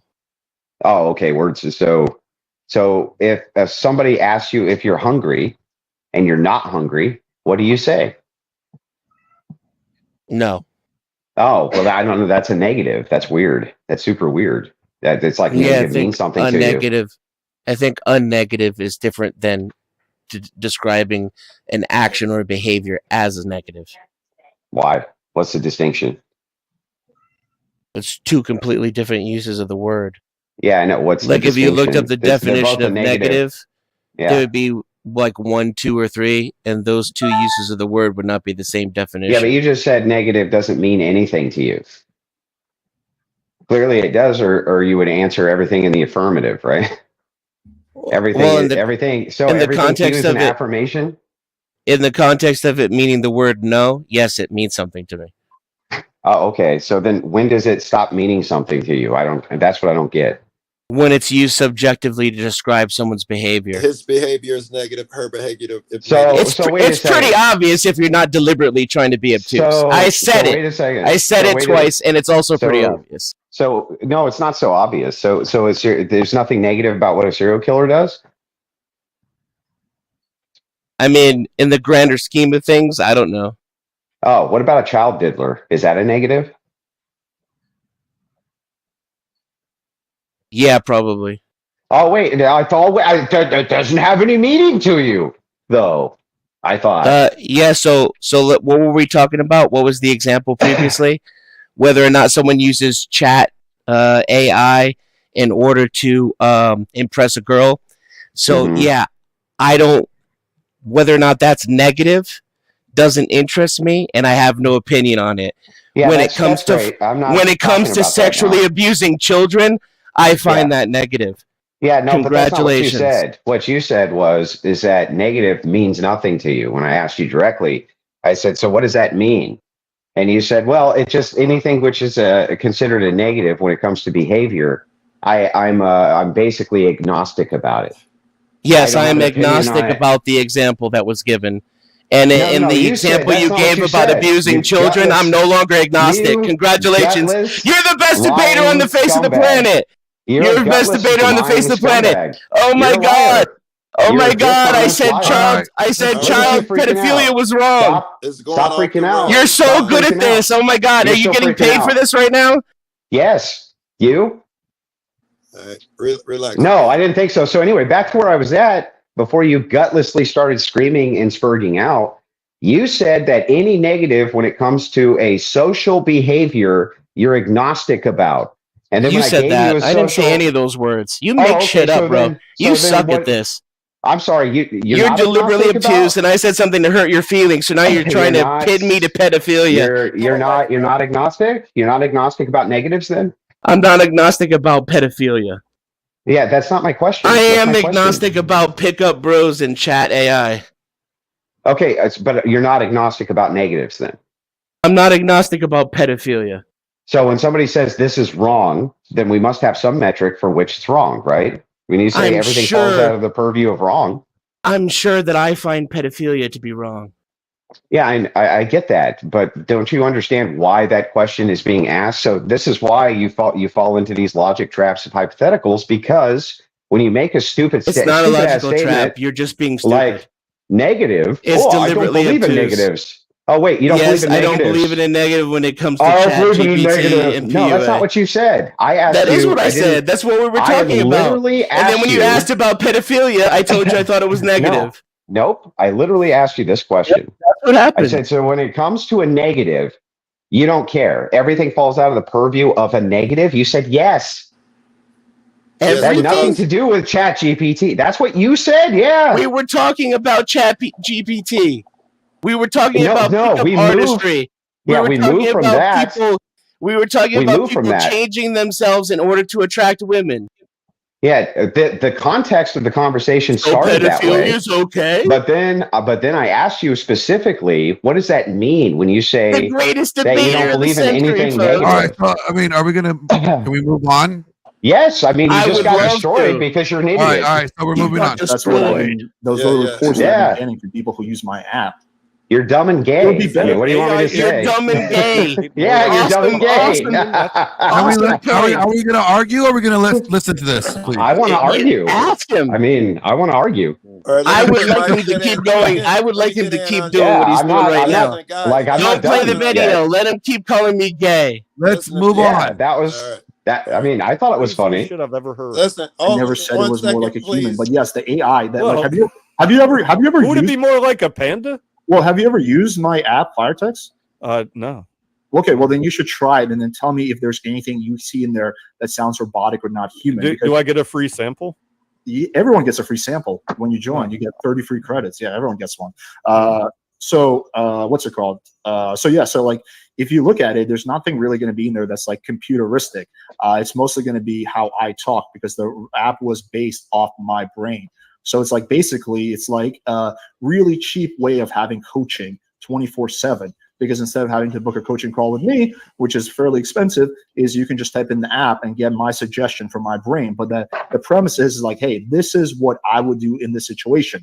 And a lot of guys find that useful, and they're able to learn from that, just like they learn from my texting videos and then develop their own style. That's typically what I've seen happen in my Discord group. Now, that doesn't mean that, for example, it would be better for me if that didn't happen financially, because just more guys would just be using the app every single month. But what we found happens is like, yeah, guys will use the app and then they'll probably figure it out themselves, and they'll either stay on just to show support, or they'll just like bounce from the app. So like a 35-year-old dude, right? He's just retarded at texting, and he uses your app, and within 35 exchanges or whatever you said the free trial is, he's learning to text more like a reasonable human being. I never made the claim that that's going to happen in 35 usages. Okay, how many texts? How many?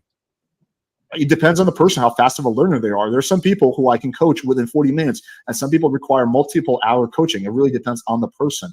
But yes, most people who I found use the AI, they generally try to learn from it, and then they eventually adapt their own texting styles. That's what's been reported to me in this group I run for people who use my app. That's what a lot of people have said.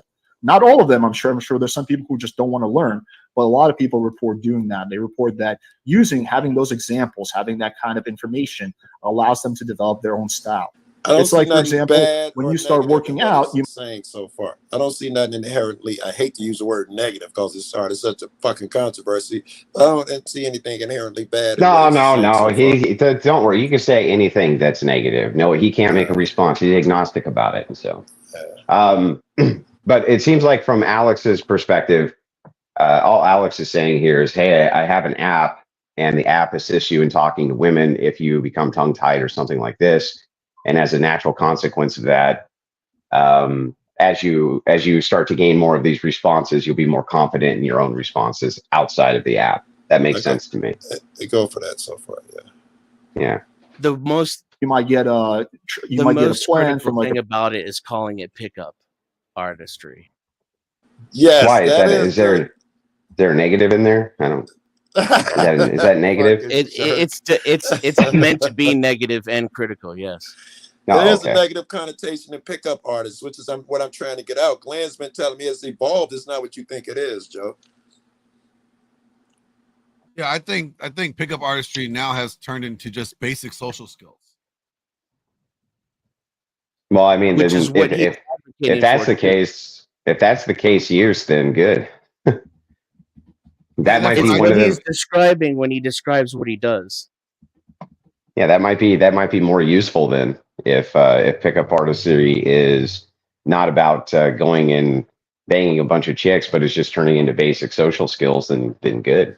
I'm in agreement, bro.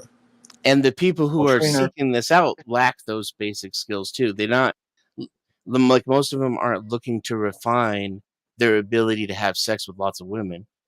Yeah, most of them are just trying to find a girlfriend, and you get basic social skills to find a girlfriend. I did not know that. I'm ignorant. Most men are not trying to get most men are not trying to go out there and just bang a bunch of chicks. Most guys are just trying to find one girl that likes them and try to make that work. You know, and close to a plurality at least of men are not able to access the sexual marketplace right now, and that's what Alex is, that's where his market is, right? Is the people who are having the guys that tend to struggle. They're like the chin beard guys, Right. Now I'm feeling like he's offering a good thing if this is true. Yeah. Or a fitness, or something like that. You might get a workout plan, and then you start using that, and then you start tweaking it, and then like 2-3 years into training, you're probably not using that anymore. You probably have enough ability and understanding of the underlying fundamentals of fitness that you're able to just basically do your own thing. It's kind of like that. So you think there's men walking around who have their shit figured out relatively, and in 35 years, for instance, they just didn't figure out how to text women without seeming like a retard. Like, that's basically it. That's the one thing in life they couldn't figure out. Terrible There are argument. some men like that, but terrible argument here. So, so Oracle, well, it's not even an argument. He's asking a question, but it's kind of a dumb question. He's saying, okay, well, so these guys, we're to believe that these guys have mastered all sorts of other skills except this skill. Yeah. Why? I don't know. Why would that be difficult to believe? That's bizarre. You can have your shit together. You can have millions of dollars. You can own a fucking yacht, and you can still have really bad texting social skills. That completely follows. Or so, fear of public speaking or something. You can't. Yeah, whatever it is. Yeah. These are not exclusionary. You having a yacht and being a multimillionaire and having a ripped body doesn't mean that you're a good orator. It doesn't mean that you're good at texting. It doesn't mean any of those things. It's just really kind of a silly question, honestly.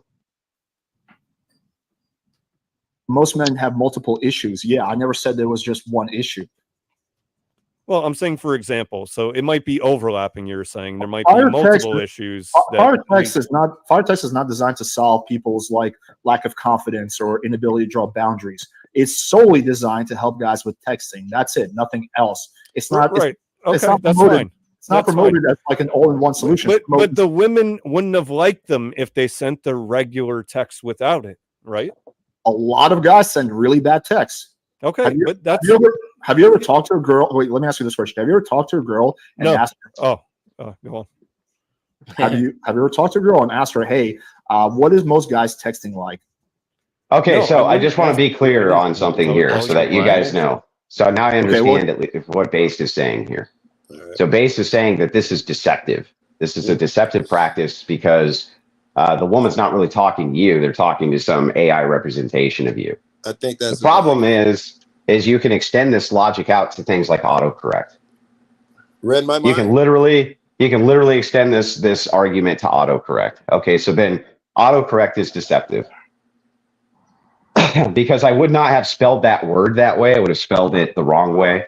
And so you're not really talking to me. You're talking to a machine because the machine is correcting the words that I'm putting in and putting in the proper punctuation. So therefore, you're not really talking to me. I think that's is technology making us more artificial? Yes, maybe. I don't know. I don't know if it is. So maybe some technology is. I don't know. Depends.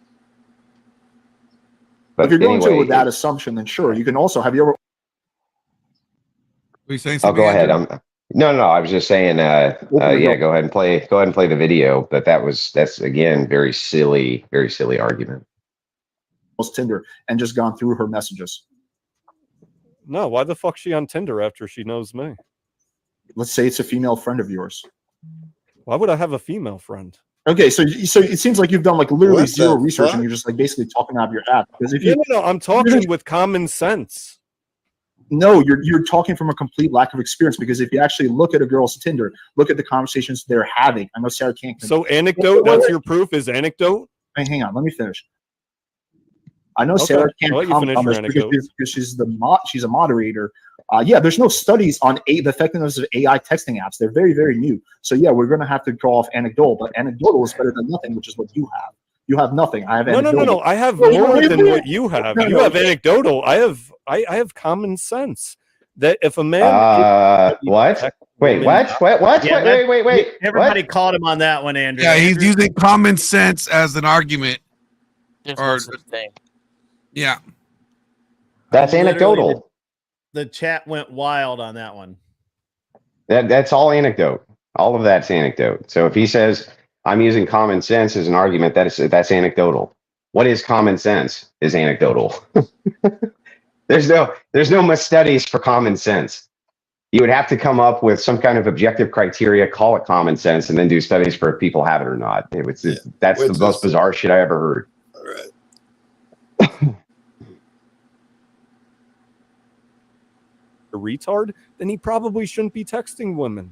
Right, and your common sense is going to be different than my common sense, the common sense of other people. Your common sense is use AI to manipulate and change the outcome because, as you said, the woman wouldn't have liked the original text. You needed an AI robot to text for you. What you keep doing is you keep strawmanning me, my position. Totally.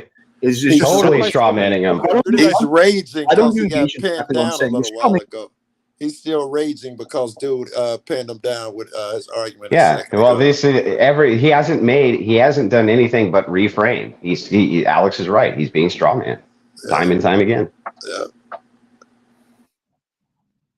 By saying, "Well, your solution is to use AI to manipulate women." Never said that's true. I never said that. So again, that's not my position. What do you actually think? Just try to steel man my position right now. What do you actually think my argument is? In regards to the AI texting, it's that many men don't have the ability to text not like a retard, and therefore the AI app can show them and give them an idea that you're saying will then work towards creating their own text message game or whatever. What part of that is manipulation? Yeah, what's wrong with that? The idea that she thinks she's getting text from you and it's not you. How about that? Oh, okay. Well, then, so let's stop it here for a second, right? Yeah. If you had an AI assistant that if you're at work and you had an AI quickly draft a work email and send it off to a customer or something like this, which we've had for years, by the way. We've had automatic emails where they go, okay, I'm out of the office right now. Okay. Well, you've just deceived them because you didn't let them know you were out of the office right now. Oh, Jesus. You didn't let them know that. You're being deceptive. Now, you can say, oh, Jesus, all you want. Find a hole in the logic. Here's a better argument, and it's more like what Base is saying. You can co-flap again, hold on. But find a hole in the logic. If I go to Andrew for advice, isn't this what who cares? saying? Why are you here reviewing a logical debate if you refuse to engage in the logic of the debate, retard? Why? It's just stupid shit that you say that I refuse to engage with. Yeah, you won't engage because you're dumb. You're too dumb to engage. There's plenty of conversation to have with everybody else up on here. Yeah, anybody else who doesn't challenge your stupid ass worldview, I know. My worldview? I'm not your in dumb that ass video. worldview. Yeah, why are you reviewing it? Why? Why are you even wasting your time? I like to have the conversation I was having with Glenn earlier before you got here. Yeah, I know. You want to be pedantic. You don't like me, right? And when Joe was here, it was still Did I pretty steal good the show? Did I steal the show from you? Are you mad? No. You mad? You sound kind of mad that I stole the show from you, right? Because all you do is co-flap, but you can't make an argument to save your life. I don't think it was my show before you got here. Yeah. Well, anyway, so what I was saying. Wait. I was saying a base argument. What he is saying that if you use AI, it's not you. That's if I go to Andrew for work and say I'm having a problem. He gives me advice, and I like, hey, that was good advice. It's the same as it's not you though, Joe, because it didn't come from you. That argument doesn't hold. Well, again, and you have autocorrect. That would be another form of deception. You could, I don't know, call 1-800-Flowers and tell them, hey, I would like to tell my mom how much I love her, but I'm not so great with words. Can you write a great card for me? And they do. Did you deceive your mother? Every single time they do it. Did you deceive your mother? I mean, all of these things would be considered deceptive practices under this logic. If she thinks you wrote it, then yes. Then yes, what? If the person thinks you can spell that well and is impressed by it, then yes, a deception has taken place. Oh, then you're deceiving them. So, do you think that deception needs to have intent? It must. No, I would have said by definition it must. It doesn't. It doesn't need to have intent. Why would it? Well, how would you deceive somebody unintentionally? By giving them false information. Yeah, but then that's not a deception, right? It wasn't intentional. So I can give you an example of this, for instance. If I say, what is what? If it's not deception, when you you could just be that word that you hate so much wrong, right? You could just be wrong. And not deceptive at all. Exclusive from being deceptive? Yeah, I think it is. So here's a good example of that. Let us assume for a second that I had painters come out and they painted the deck pink, okay? But it looked purple to me. So I tell my wife, yeah, they painted the deck purple, and she shows up and says, no, that's not purple, that's pink. You're saying I deceived her? Very good. I don't understand the question. Say it again. Well, here, let me repeat it for you. If painters came out and painted my deck pink and it looked purple to me, and I called my wife and said, hey, the painters painted the deck purple. And she showed up and said, no, they didn't, stupid. They painted it pink. Did I deceive her? Well, no, because she can see it. So she wasn't misled. If the girl you're dating... No. The thing is, okay, so then same question, right? I know that the deck is pink, right? And I call her and say, hey, they painted the deck purple. Did I deceive her? You did. Yes. Yes. Okay. So now we have a distinction between wrong and a distinction between deception. Yeah. One, I'm wrong. The other one, I'm being deceitful. But the requirement for the one is intent. Yeah, I think you do. Otherwise, the intent's not there for deception. In the dictionary, given an appearance by or definition, then it requires different intent. from the true meaning, misleading. That's the dictionary definition. Yeah, misleading, but misleading is going to require intent, right? Agreed. Yeah, it's going to require intent. Mislead someone accidentally? No, it's not. No, it's not misleading. Then you would just be wrong. Yes. But not deceptive. You would be wrong, but not deceptive. You'd be misleading, but not deceptive. No, well, I mean, if you want misleading to mean wrong, then I'll accept that answer. But if you want misleading to mean that you are purposely falsifying information for some kind of outcome, which I think is what misleading means, then we're talking past each other. Yes. Is all makeup misleading? So you can't be misled by an accident? Listen. If you're going to take the case use, show me how you would be misled by an accident. Like, give me an example of that, so we can see if it requires intent or not. Well, we could use your example. I'm the person on the other end of the phone, and I'm under the impression that the deck is purple. Sure. Okay. So I've been misled, but you didn't mean to lie. Well, right. You haven't been misled. I'm under the wrong impression. Yeah, you're under the wrong impression. That's true. But you haven't been misled because the person on the other end had no intent to tell you information that wasn't true. Well, it just sounds like you're taking in intent in the definition of the word. I am. And I don't want to argue with you. I am because I'll the word concede to your definition. Hang on. Hey, listen. The word leading. Go back. Hang on. The word leading. When you're talking about leading, I think requires intent. So if you're misleading, this would be you who is leading a person incorrectly. I think that requires intent. Not bad. You lead a person by accident just by telling them something's wrong. But I think that would just be you're wrong. Hey, buddy, how do I get to the Kmart? Well, you go down there and take a left. Turns out it was right. I just misled you. Yeah, so that person would be wrong then, not misleading. Okay. No. If he knew that the Kmart was on the left and he told you to go right, then he would be misleading you. We're going to argue about the definition of misled. It's a little distracting. Was I being deceptive, which was what we were talking about? If I tell him right, in order to be deceptive, I must know it's left. Am I correct, Innocent? Yeah, I would agree with that. Yeah. I can accept that definition, sure. So deception has intent, which is where we were going. Another person, it's not even a person, it's technology, right? It's a accumulation of many persons. So then by that logic, everything becomes manipulation. Do you think that, for example, a girl wearing makeup is manipulation? A lot of things do, yeah. Yeah, it certainly can be. Okay, do you think that getting really good photo angles is manipulation? It certainly can be, sure. Okay, so if everything is manipulation, then sure. That's not how most people use the word manipulation. Well, look, you brought up wearing makeup. Okay, so Alex brings up a great point here too. So Alex says by this definition, then everything is manipulation.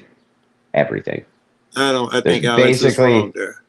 Well, I don't know. So is wearing clothes manipulation?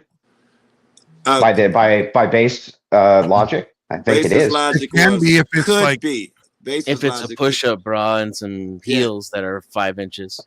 He said it or can if be. It's like a shirt that makes you look like hides your stomach, right? Or compression deals.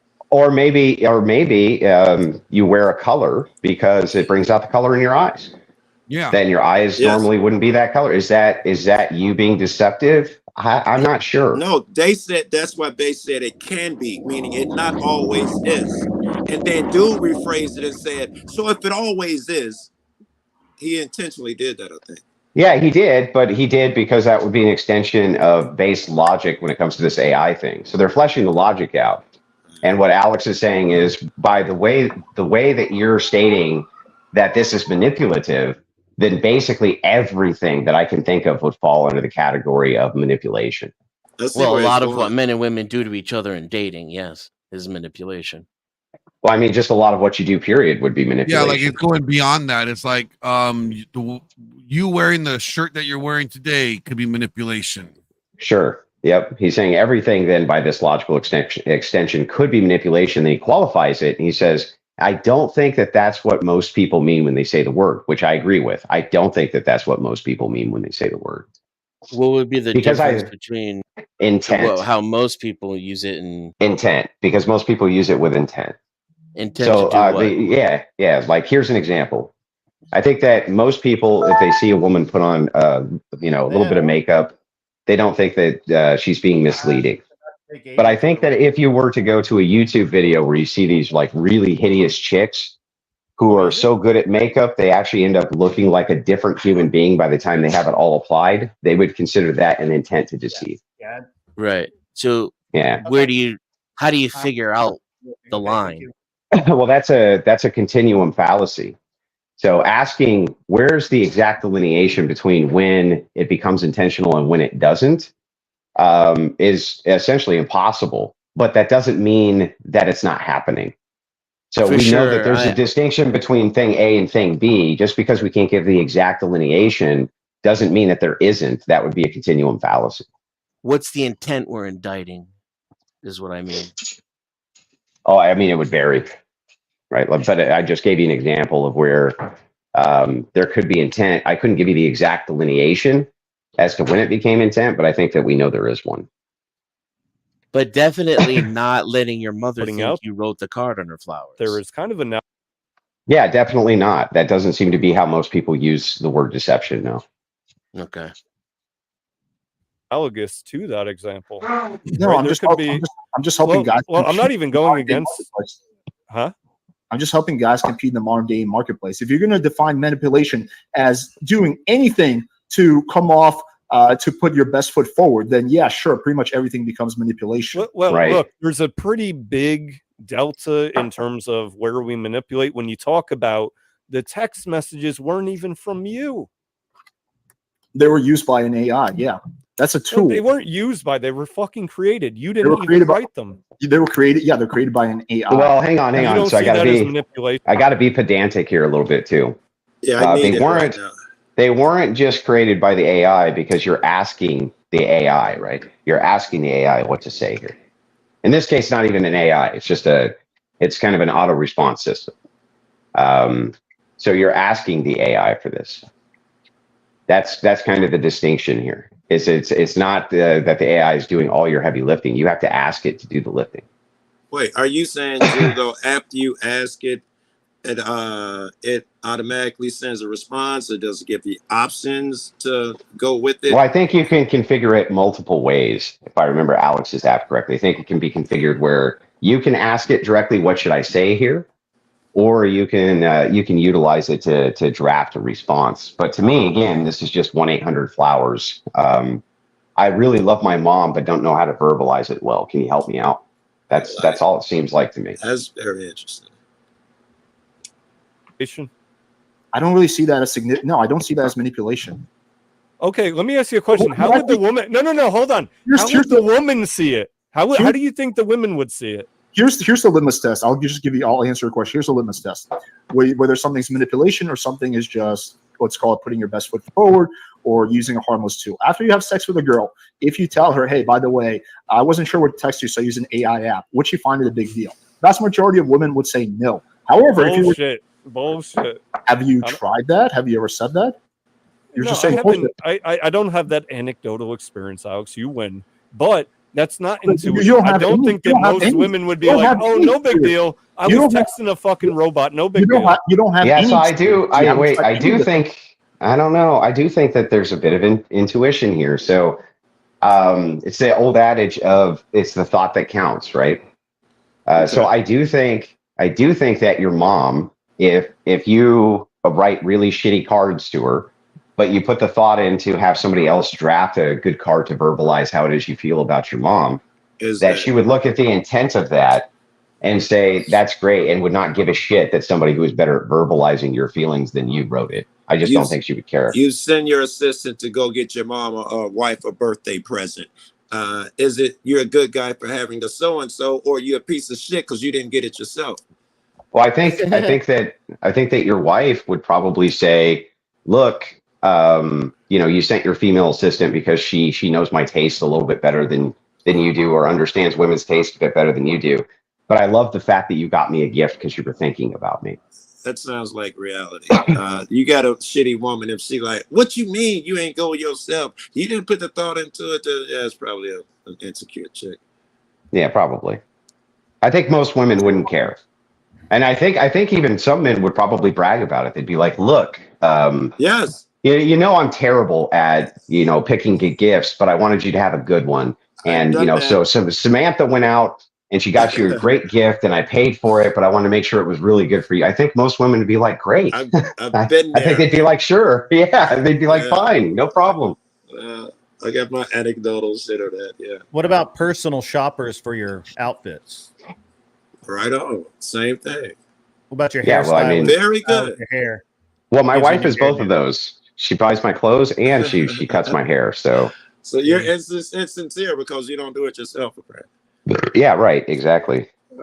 I'm being deceptive. It's deceptive. That's the word. Of zero right now. So that's the only way to come to the conclusion of truth is by experience. That's the only way. Experience is part of the way you can come to the truth. Yeah, it is part that you can. I agree. Studies are better, but there's no studies when it comes to this because it's too early on. So experience is better. So if you have someone who has experience, someone who has no experience, you're probably going to want to listen to a person who has experience. Experience is better than no experience. Okay. So you have experience. You're talking about the texting. I'm not talking even trying to make an argument of authority to have so much experience. I'm making the point that you have no experience when it relates to the stuff that you're saying. Okay. You're saying You're saying that, well, I don't think most guys are texting like retards. I'm like, okay, well, have you asked girls about this? No, I didn't. Well, have you actually seen what conversation? I didn't say that. I didn't say most dudes are not texting like retards. Okay, so you agree most guys suck at texting. Yeah, no, I do agree. You didn't ask me that before, but I do agree with that. Well, I disagree with your solution to the problem. Huh? You're fighting with that premise so hard earlier. No, I don't think so. I'm fighting against your solution of anecdote, which says apparently that it's okay to text message women through AI, meaning that it wasn't the actual man's thoughts or words. Glenn, through AI. Can we skip again, Glenn? Because I know this motherfucker was long. If you want to live in an idealistic world where you think that you being like this honest Peter and like doing everything, you saying that you're an inch and a half taller on your dating app hurts the girl, then yes, you have a point that's bad. But if it doesn't hurt anyone, then no, it's not bad. So no, this is not a great point. Not a great point from Alex. Yes, not a great point from Alex. This is good to break down. Yes, it is. Yeah, this is deception will come into play here. This is good. And just any woman or a woman you're going to long term or a woman you're hooking up with, or it doesn't matter. Doesn't matter. Okay, then I would say you're hurting in some sense by the idea of you're setting up a false expectation. And you're starting whatever the relationship is out to be on the premise of something that isn't true. Now, you could argue to me it's a minor thing. Do you think girls give a shit about that? Like, do you think a girl is going to be like, damn, I feel kind of betrayed that he said he was an inch and a half tall? I'm going to answer you. So the type of women that would care are the type of women that you would probably frame as good women. And the type of women that wouldn't care are probably the type of women that are not good women. Yeah, like just in general. This is such a silly, like black and white way to view the world. Okay, a lot of good women will also engage in white lies. I don't even believe you when you say that. Like you're not going to engage in white lies moving forward. I think everyone engages in white lies here and there. I think it's better not to. I don't think the goal should be to set up white lies. I want to hear the panel. Are white lies acceptable? Do you engage in them? What's a white lie? Yeah, I figured you would. You gonna lie a lie? like isn't it just a white lie just a way to try to say it's a lesser lie, but it's still a lie? So if it's a lie, it's a lie, right? White lie. Yeah, but lies require. Yeah, but lies require intent.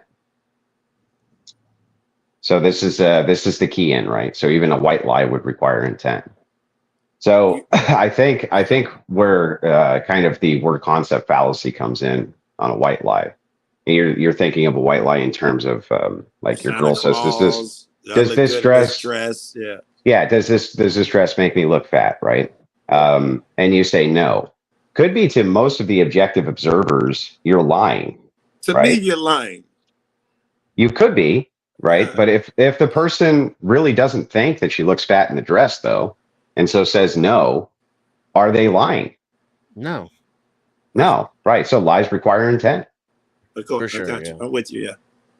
Yeah, so lies require intent. So do I think that there are things that exist within the norm that people engage in, what you would consider white lies, in order to not have kind of societal breakdown? Yeah, sure. But I would say even a thing like a line could be construed as a lie, right?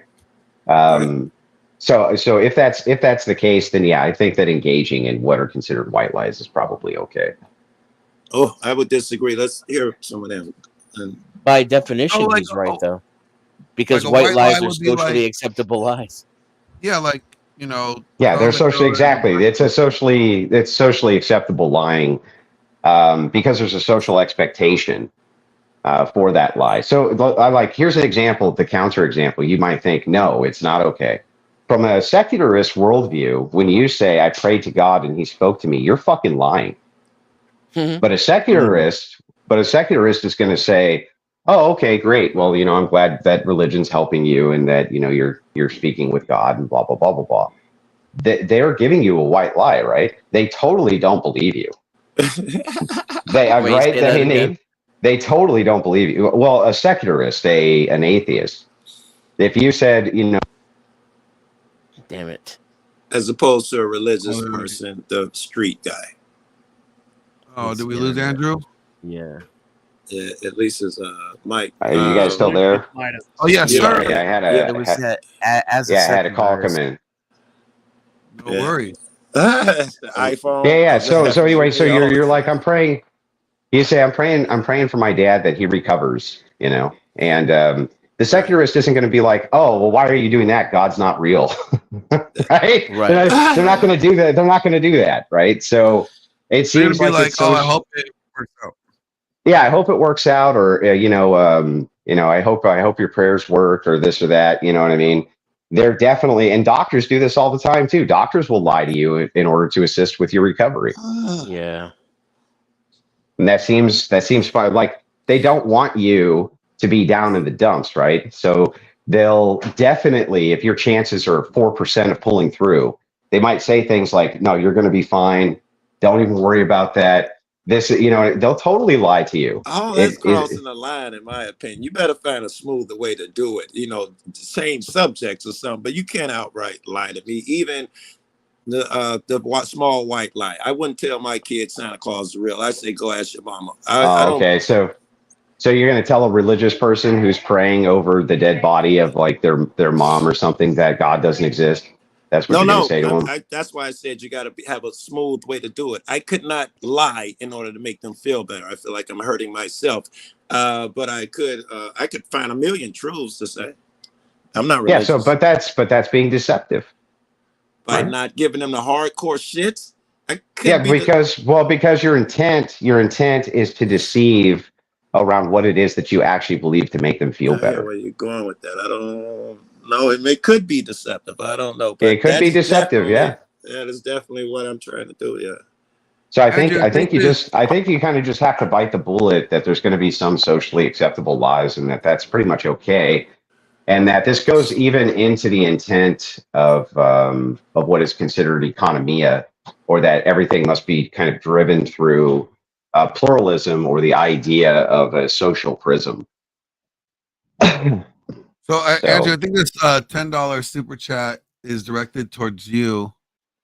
Says, if you tell a white lie and are Orthodox, do you still confess the transgression, or does the secular ideal make it acceptable? That was dope. That was dope. Yeah, so I would still confess it, but the thing is do you need to confess it would be the question. So this, I just gave you the idea within Orthodox Christianity, which is an Eastern philosophy, which is lost in the West, which is the idea of economia, that things must go through a social prism. So for instance, the commandment, honor thy father and mother. If you were in Japan and you wore shoes into your mother's house, that would be a sign of disrespect. Whereas in America, it would not be. So are we going to make a hard law then that you must wear shoes in the house or that you must not? Well, we can't. We can't make either because it's culture. Well, because the context is culturally informed. And that's what pluralism is. Pluralism also has the idea that there's a spirit behind the intent of a commandment, and that we understand what the intent and the spirit of the commandment is. And it's not to call women fat because they're wearing, dresses that are not flattering to them and don't realize it. That's not really the intent. Very good. So, Andrew, are you saying we can't like just go around and just like start? I don't know. Shame this horse. Shame this horse. If they're fat and they're wearing unflattering clothes?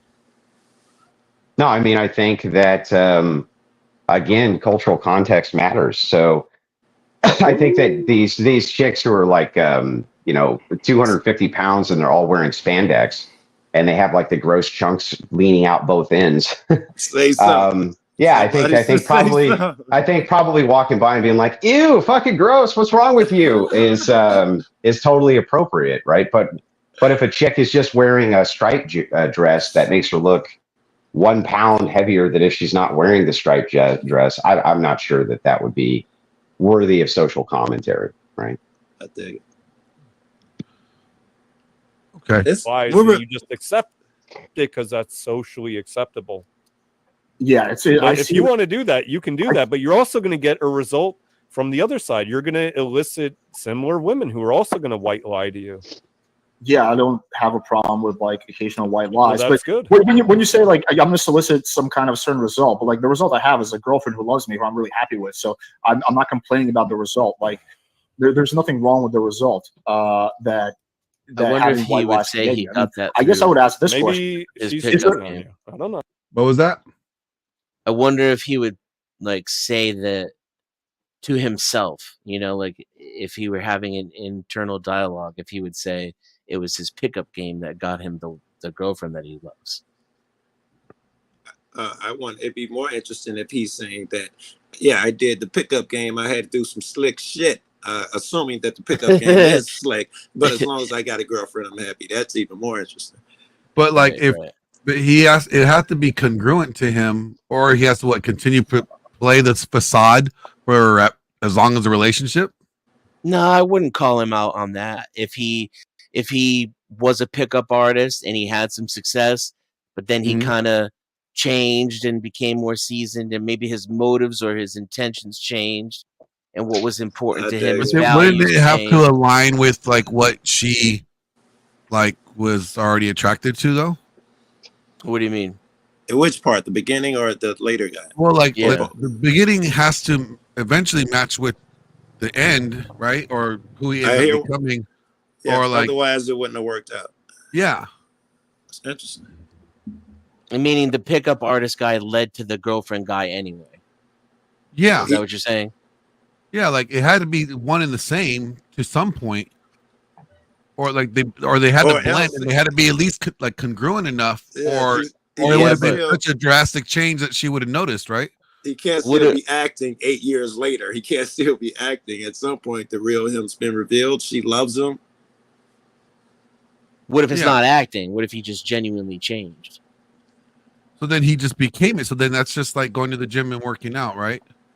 Right. You have no muscles. You have muscles. That's why I would say he's not being deceitful. He literally could have not used what he markets to get his girlfriend, and it wouldn't make him a liar or a grifter or something because of that. Or he could have used what he marketed to get his girlfriend, and that's just who he is. That's what I'm curious about. If he would say that. Huh? Maybe she. Yeah, hypothetically speaking, there's no evidence of something. Well, maybe that would be a higher form of deception, but it would still be deception. Yeah, because obviously there's no difference. Look, you're between my girlfriend telling me she's gonna get here at 8 o'clock and getting here at 8:15, and my girlfriend cheating on me, right? Those two are in the same category. No. I'm just saying that lying is lying and not lying is not lying. If you're being honest, and I'm saying that you will have better results if Base knows a lot about lying. If you don't lie. Well, but is that an honest assessment anyway? Right. Lying is lying, not lying is not lying if you're honest. Is that honest? Is it? Is that honest? Lying is lying. What honest? Lying is not lying, or not lying is honest? Yeah, if he says lying is lying, not lying is not lying, if we're being honest. Is that being honest? Well, if you're not lying, then you're being. Well, no, you could still be not truthful. You could be. Yeah, right. You can still be not telling the truth, even then, right? Yeah. So, just say I'm just pointing that out. That's all. That there's some socially accepted lies, and especially if, according to the way the social rules are right now, when you say whatever height you are, the girl expects you to be an inch shorter. So when you say you're 6 feet, the girl expects you to be 5'10.5" or 5'11". That's what the social standards are. So she expects you to lie. That's a sick She argument. expects you to be an inch shorter. Yeah, she expects you, if you want to call it To lie. She expects some level of that because it's socially accepted. Oh, okay, and you're talking about dating apps. That's probably a good reason not to use dating apps. You can virtue signal. You can try to be Mr. Like, I never tell white lies. That's fine. Why are you making this about me? I'm making it about the argument. That seems to be the argument. But this is around the crux of the argument. I mean, this is revolving around. We made this debate about Alex this whole time. Yeah, I mean, but the thing is that the crux of the argument of asking a person a simple question, that's not an attack to ask a person if they tell white lies. That's not attacking the character. That's just looking for consistency. That's it. If you just don't tell any white lies and you're like, and you disagree with that? Yeah, I don't think radical honesty is the best way to go. I think general honesty is great and transparency is great, but I think there's some socially accepted white lies that are totally okay to engage in. Right. Okay, that's what happens when we blur the lines, Alex. I see. So hang on. Stop it for a second. So if Based Oracle calls one of you a ball washer, does that mean that you literally wash balls? Or is it ball washer? Wait, so then wait, he's blurring the lines and he's lying? That's super weird. Must be blurring the lines unless you're literally washing my balls. Then that would be a lie, right? Because he's blurring the lines, isn't he? Or maybe it's just okay to lie if you're joking. Maybe then it's okay. Is that a white lie and it's socially acceptable? Is it? So you laugh jokes all the time. Yeah, that's really weird. So it sounds like he's been lying a whole shitless. So he's a liar. Can't wait to bring that up in the debate. That's never going to happen. Yeah, so you're a liar. You're a fucking liar. You lie constantly. You just think it's okay because it's in joke form. So blurring the lines is fine. Got it. That's dope. Hey, wait. I want to comment on the society thing. Drew, you sold me on the thing has to be going through the eye of society. I agree. But then there's that the quote is no measure of health to be how's this shit? Well adjusted to a profoundly sick society. All right. That's what I'm sniffing here. It's some of the shit that we're saying is socially acceptable is sick, bro. So yeah, but okay, so this is why you have to have a grounding form of ethics to apply everything to. So the thing is that you can still know if a thing is right or wrong based on the prism of your grounding form of ethical framework, right? So you can know if it's correct or incorrect. Even if you yourself are incorrect in the way in which you engage, that would not mean that your ethics or morals are incorrect. So, for instance, saying Yeah, there could be a prism in society for which respect is deferred differently than it would be in Asia. And so I think I'm honoring the commandment this way by looking at it through the socially acceptable lens without giving it kind of this uniform condom. Right. Instead of giving it this uniform condom of one size fits all, there's going to have to be a little bit of nuance here. Yes. But that doesn't mean that I'm going to make the leap that because ladyboys are socially acceptable in Thailand, that I consider that to be moral, right? Right on. That's what I meant with it. Yeah, I just have to let you ask me like 25 questions. I didn't even ask anything yet. Do you have an issue then with girls wearing makeup? I would say the less, the better. Sure, but would you say the girl's lying to you when she shows up in makeup? It can be. Okay, right? so that's so. For instance, well, I'm going to answer. You want me to answer? Yeah, go ahead. So the more makeup, right? I've seen women who wear lots and lots of makeup, and then after, yeah, you could feel lied to. Sure, right. It can be right, but that's Alex's point. That's Alex's point. Alex's point. What somebody actually looks like. Would you feel lied to if a girl wore a moderate amount of makeup, the same amount of makeup that the average girl wears? No, Got him. See that? No. I'd have done. Yeah. So this is the problem, and Oracle hasn't learned this yet. He hasn't learned that universalism doesn't mean that you have to accept nor bite every bullet on a position. Agreed. He's so afraid of that. He unless it's pedophilia, am I right? And it's what's that? No, well, unless I mean, it's pedophilia. Yeah, that's a logical extension, not universalism. So, like, you don't even know what the two words mean. You should just stop talking. But anyway, yeah. So if you're talking about universalism, that's what they're talking about is universal morality. Based saying like it's always in Thailand are negative. Well, I mean, you wouldn't think so, right? Because there is no negative. No. Right. So then you should again just stop talking. So where we were at he's applying universalism from a moral prism here when he's talking about lying. Just pointing out that these arguments are not consistent. They are consistent. Do you know what pluralism is? When it appeals to what he wants to say, he uses one thing, and when it doesn't appeal to what he wants to say, he contradicts. No, that's not what is pluralism. I don't know what pluralism. Yeah, you don't know what it is. You should just stop talking. You don't know what you're talking about, dude. There's no inconsistency on pluralism. Yeah, there's no but you are. You just don't understand what pluralism is. So sure there's no. Well, then what is it? Being more than one. That's what. What is it in philosophy, bro? What's pluralism?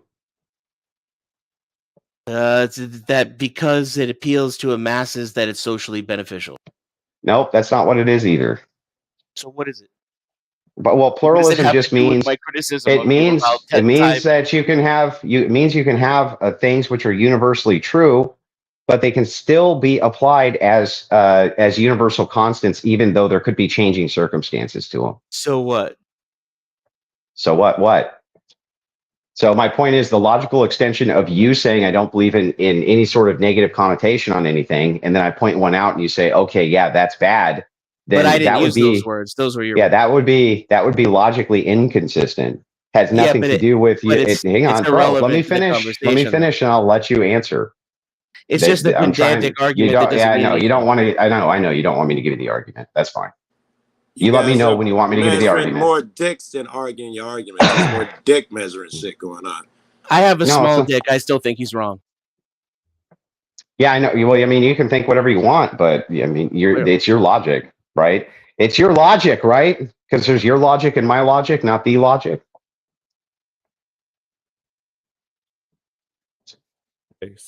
Okay, so then I'll concede to that point. Yeah. So then, if a girl doesn't feel lied to because she has an expectation you're an inch and a half shorter, then both of those things are fine. Well, height is something we can measure, right? This is something quantifiable. It's black and white, you could say. Makeup level, I don't know. Is there a black and white metric for that?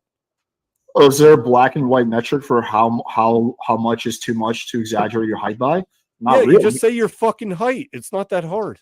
Well, the point is that if the whole argument you're making, if that, well, I don't feel lied to when a girl wears a moderate amount of makeup because I expect her to wear a moderate amount of makeup. And if a girl doesn't feel lied to, you're an inch shorter because she expects you to say you're an inch taller, then both those two things are a wash. That means that there's no one feels lied to. No, the intention. So Alex has the stronger position here. So Alex is arguing from the point that these universals are changing, and Oracle's arguing from the point that these are universal constants. Like you said before, right? Lying is lying, and not lying is not lying if you're honest. But then when asked, well, is a moderate amount of makeup a lie, right? I think that the answer to that would be yes, right? The answer is yes. By that logic, I think that the answer to that would be yes. So then he's saying that he would lie inside of his universal paradigm, and this is the problem when and I'm sure he'll watch this later, because I'm actually discussing him for 5 seconds. He needs to learn what pluralism is, that there can be universal constant truths and still nuance around those truths. And that's why Alex is just why Alex is just beating the holy crap out of him right now.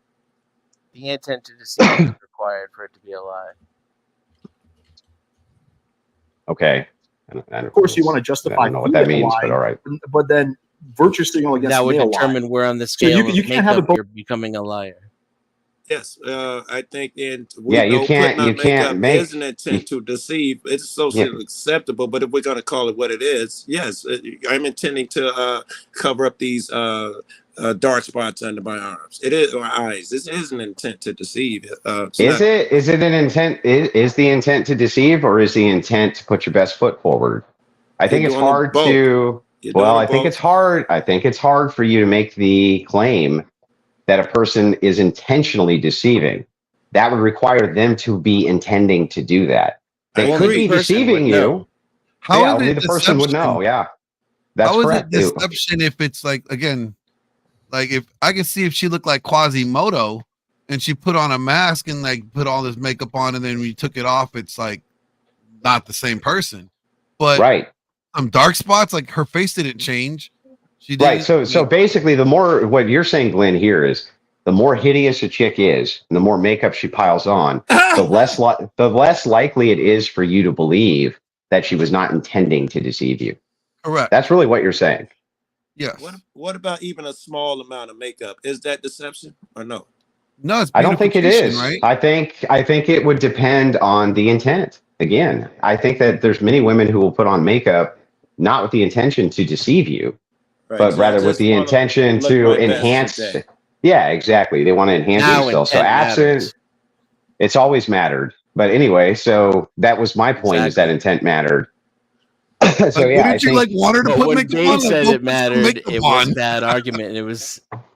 Yeah, in the context of that argument, it was a bad argument because he was talking in terms of a hypothetical. So you don't change the hypothetical around because you don't like the hypothetical, stupid. That's what we were arguing about. Right, not about whether or not intent matters. It's deceptive. Yeah, okay, but again, we were arguing about whether or not his argument of depends on intent meant he couldn't answer a hypothetical. The most dishonest, bad faith debater I've ever seen in my life. Do you think I don't remember what we were just talking about 40 minutes ago, bro? Because I do. He couldn't answer whether or not it was deceptive without knowing the intent. He wouldn't need to. He was answering to a hypothetical. He's answering to a hypothetical. In which intent is required to know. No, you don't need to know anything. No. Yeah, you sound fat, bro. Are you fat? Yes. You sound fat. Those are lying. I am very fat. One of those you feel lying. You sound fat. And now your argument is correct. Again, the intention is different. If a man knows that he's 5'9" and he puts down 5'11", he's knowingly lying. What do you think is the intention for a girl wearing makeup on the first date? To look prettier, right? Why is she trying to look prettier? It could be for a few reasons, but I would say accentuate her features, to seduce you. So it could be to cover up pimples, could be a lot of fucking things. But most of the time it's so you find her more attractive than she is. Yeah, I think women to be found more attractive than they are. Sure. Right. So then, by that same process, she's lying to you. Well, it'd be like a dude putting in heel inserts, right? He'd be putting on the illusion that he's taller than he is, right? Right. So those two are the same. So if you don't feel which is different than girl, lying about. Well, I'm just saying it's. Well, yeah, it's okay. So it's okay when women do. It's just not okay when men do. No. I don't.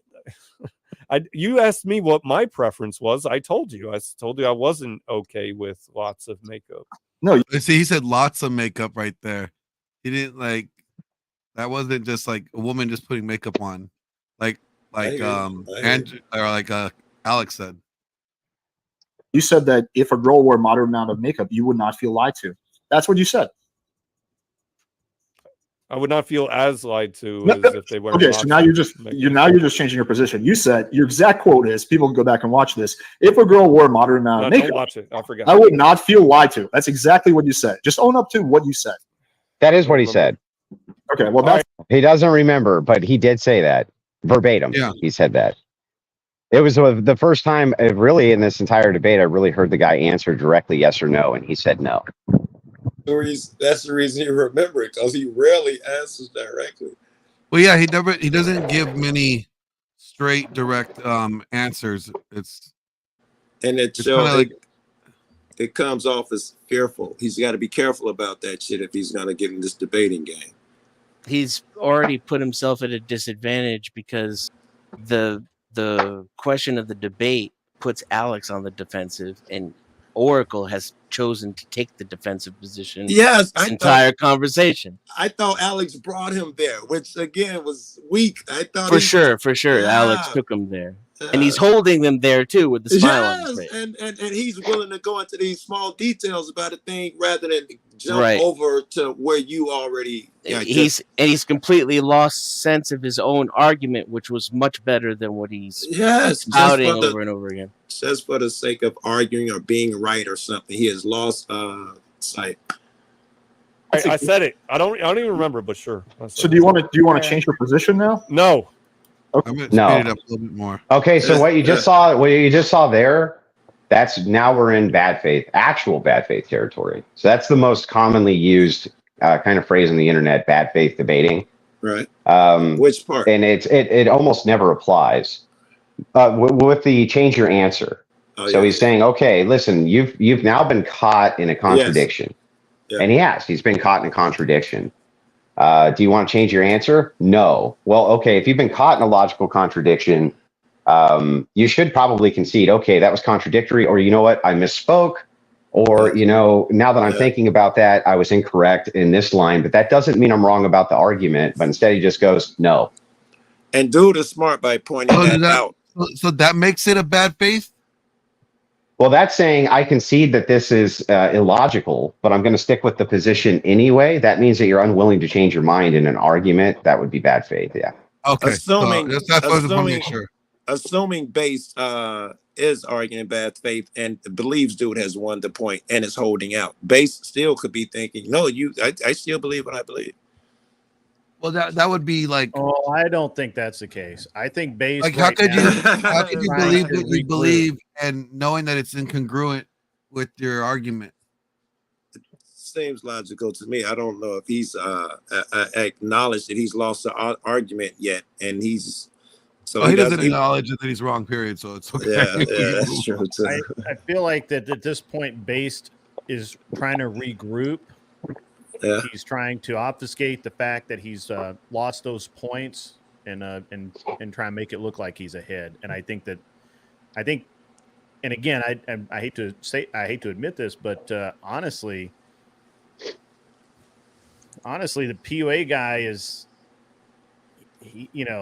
he's making his points. He's making solid points. Now he's missed a few opportunities. Well, Alex is a trained debater. Yeah. So he instantly saw this weakness in the universal axiom, which is being applied by Oracle, which is completely arbitrary. This universal axiom that he's appealing to, and so he's attacking its arbitrary nature, and Oracle has no defense against that. Zero.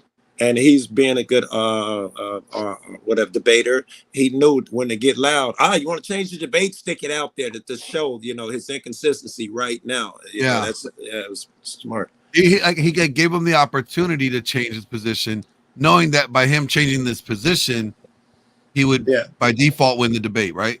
Yes. Right. Well, he did. There was a very good. It was a very good rhetorical device by Alex to employ there. Do you want to go ahead now that I've caught you? You know it's illogical. Yeah. Will you change your position? Right.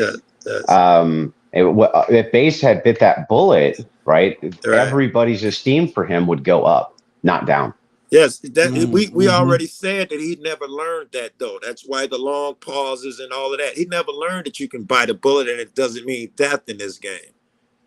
No, not at all. In fact, sometimes granting all of it is the best thing you can do, so you can get to the heart of the matter, which they're still not even at the heart of the matter. They'll never get there with this bullshit that they're doing. Yeah. well, that remains to be seen. We'll see. Maybe. The macro is, and play by those rules, as long as you're not causing harm to other people. That's the big caveat that I keep saying. Again, the military example is maybe not so good because you're already in the military, but for someone like myself, even though I recognize the fact that, and I think for a lot of people, I recognize the fact that, yes, it would be better if more people join the military. There's no way in fucking hell I'm going to risk my life for joining the military for a bunch of wars that I don't even believe in, because because it would be better for the macro. So I think that, yeah, you're a different example because you joined the military, and congrats on your service. But for most people, the macro will not change their micro behavior. So that's just, again, like this idealistic world I think some people on the internet live in. They'll virtue signal about, and they'll talk about like, oh, well, if we all just work together, we can make this change, right?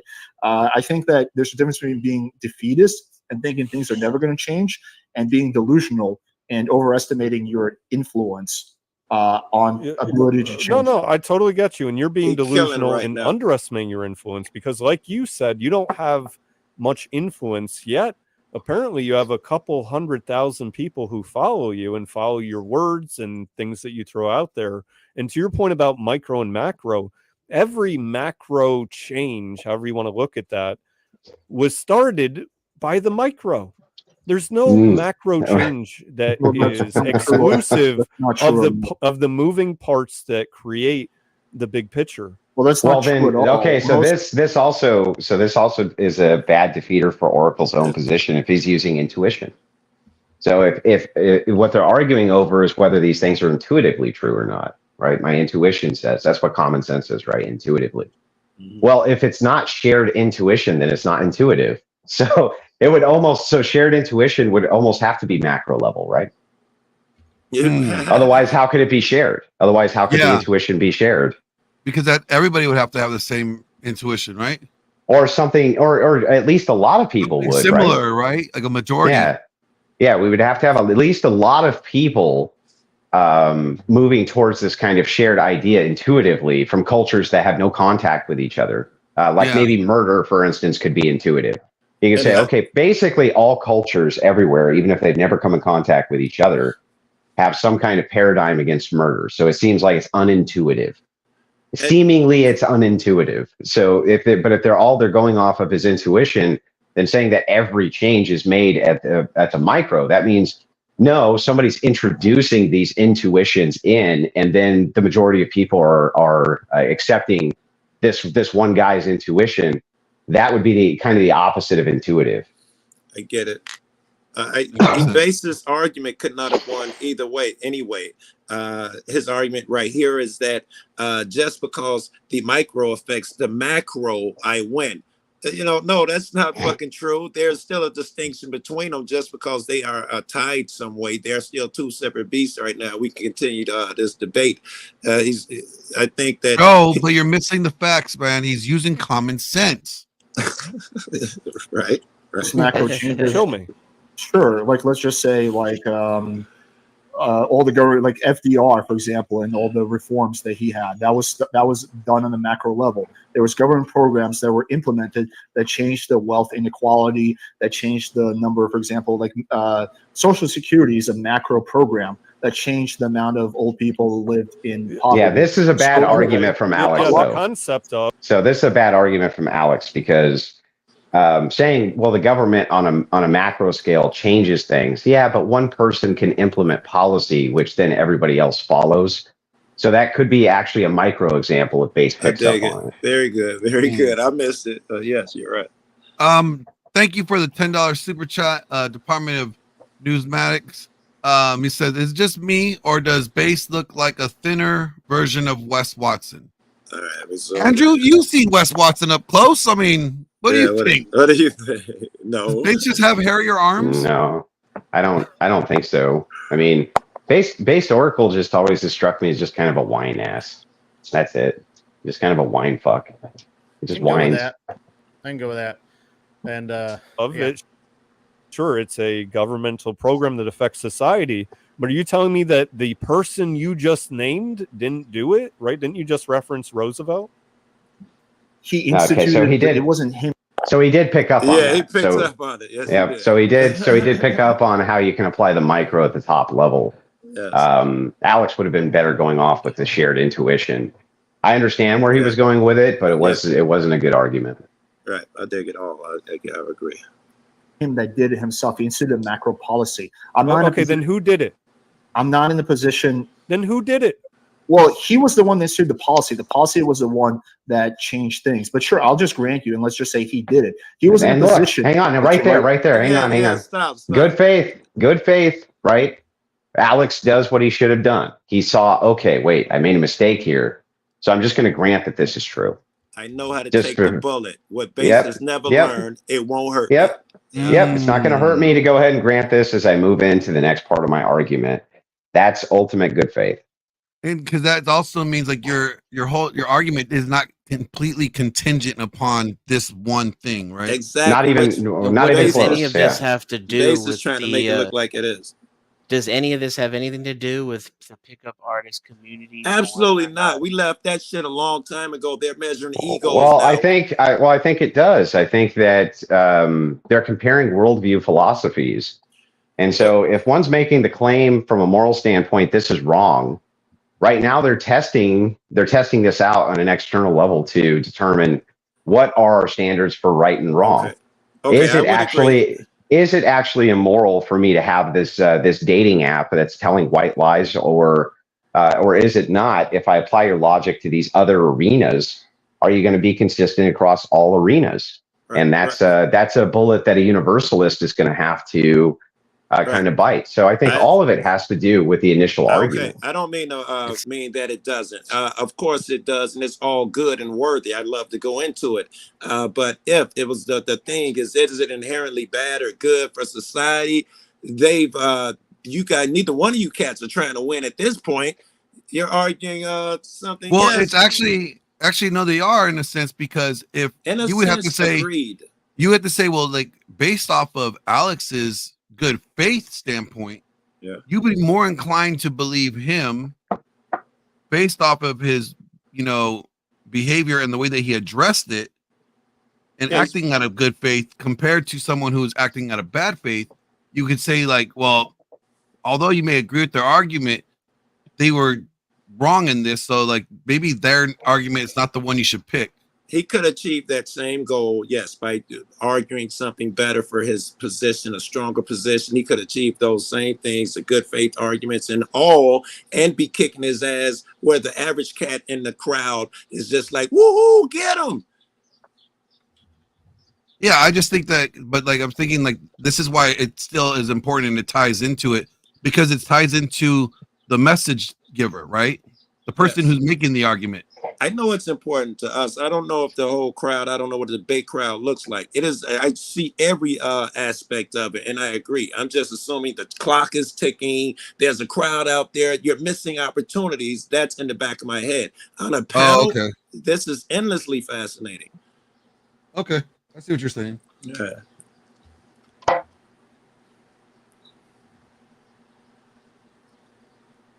The legislature position of power, right? There's different. I'm not delusional enough to think that I have the same amount of power as the president of the United States. That would just be pure, utter delusion. No, but who said that you did? But it doesn't mean that you don't have more influence than, as you put it, not much, just the micro. I think the influence I use, I try to use it on things that actually matter, which is improving the life of the people that follow my channel, getting them girlfriends, getting them to... By teaching them to lie, but not lie too much? By teaching them to understand what the social rules are and play within those rules. You want a virtue signal called lying, then be my guest. No, you called it lying. Hang on. Yeah, sure. So white lies is a very, very small part of what I teach, by the way. We're just talking about a very, very small part of what I do. The vast majority of my stuff is not in any way related to white lies. And generally, I would say that... Like AI texting? That's still a very, very small part of what I do. Okay.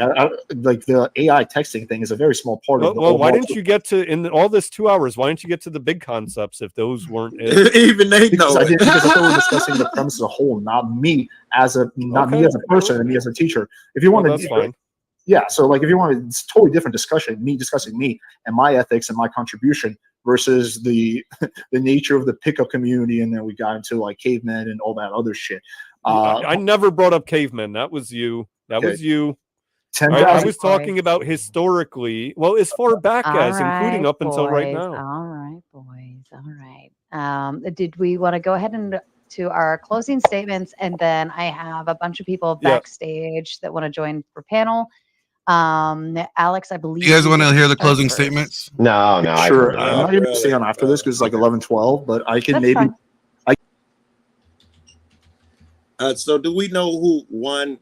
I am no clearer. I am a lot clearer as to what these people are like and shit, but I am no clearer. Alex is the better debater and all of that shit. In my opinion, Base had better arguments, but he did poorly at get him across. I'm still like 50 or 49, 51 shit. Or do you catch that? Well, what was his argument? I didn't actually, from Base perspective, the only thing that I heard was you're teaching people to lie. This is the central theme. But then when pressed on the universalism of that statement, he folded.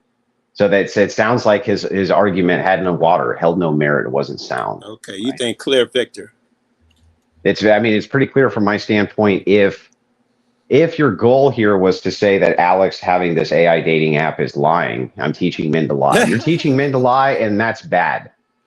Okay. So you're teaching men to lie, that's bad. And so Alex presses him on that universal statement. He says, okay, but don't you lie? And then Oracle said, and pretty concisely, yes.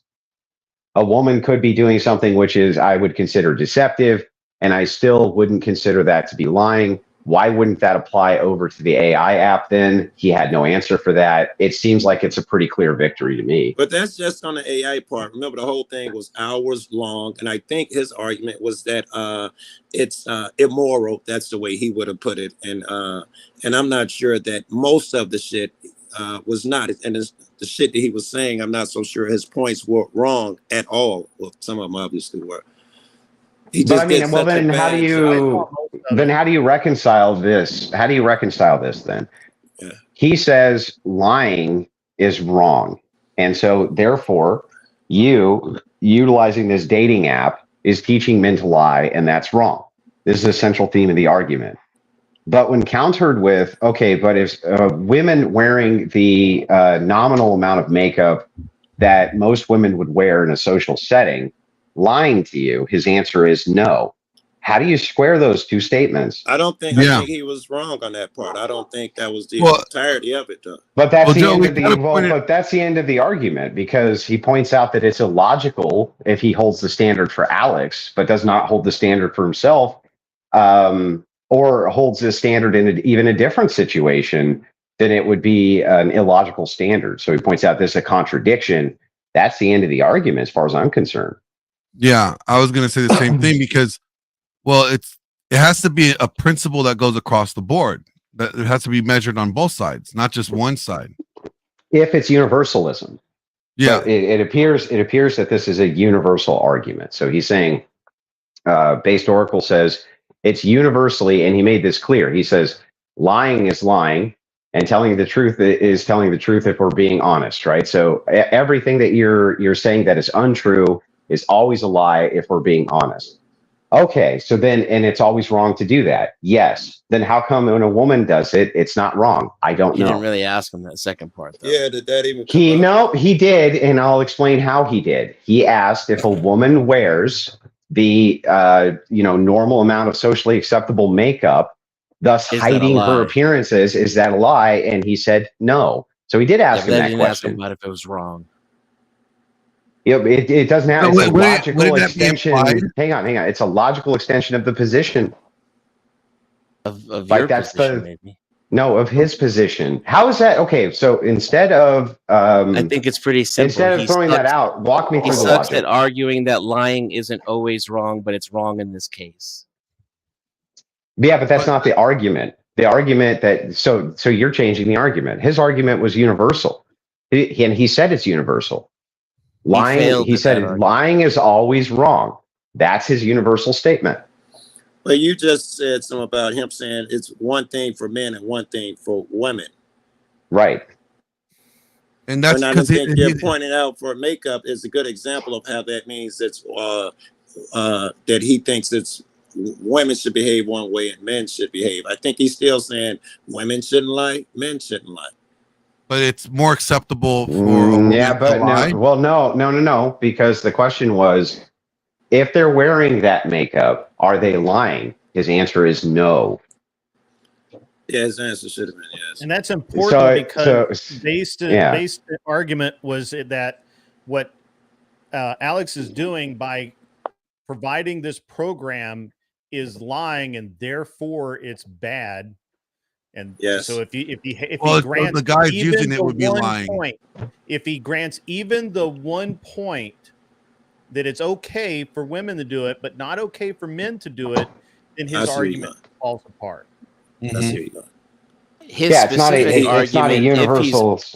Yeah, go ahead. Yeah, but it doesn't necessarily have to conform to that, though.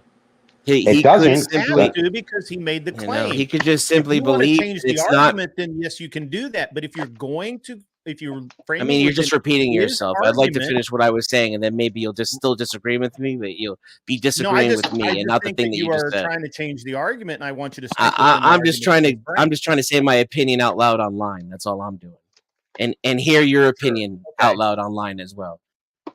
So the argument could just be that in the case of what PUA is, and this isn't my argument, I'm just trying to steel man based because I disagree with him. It could be that is bad. It has a more negative impact on society overall than a positive, whereas makeup on women doesn't do that. Then it's not a universal. Sure.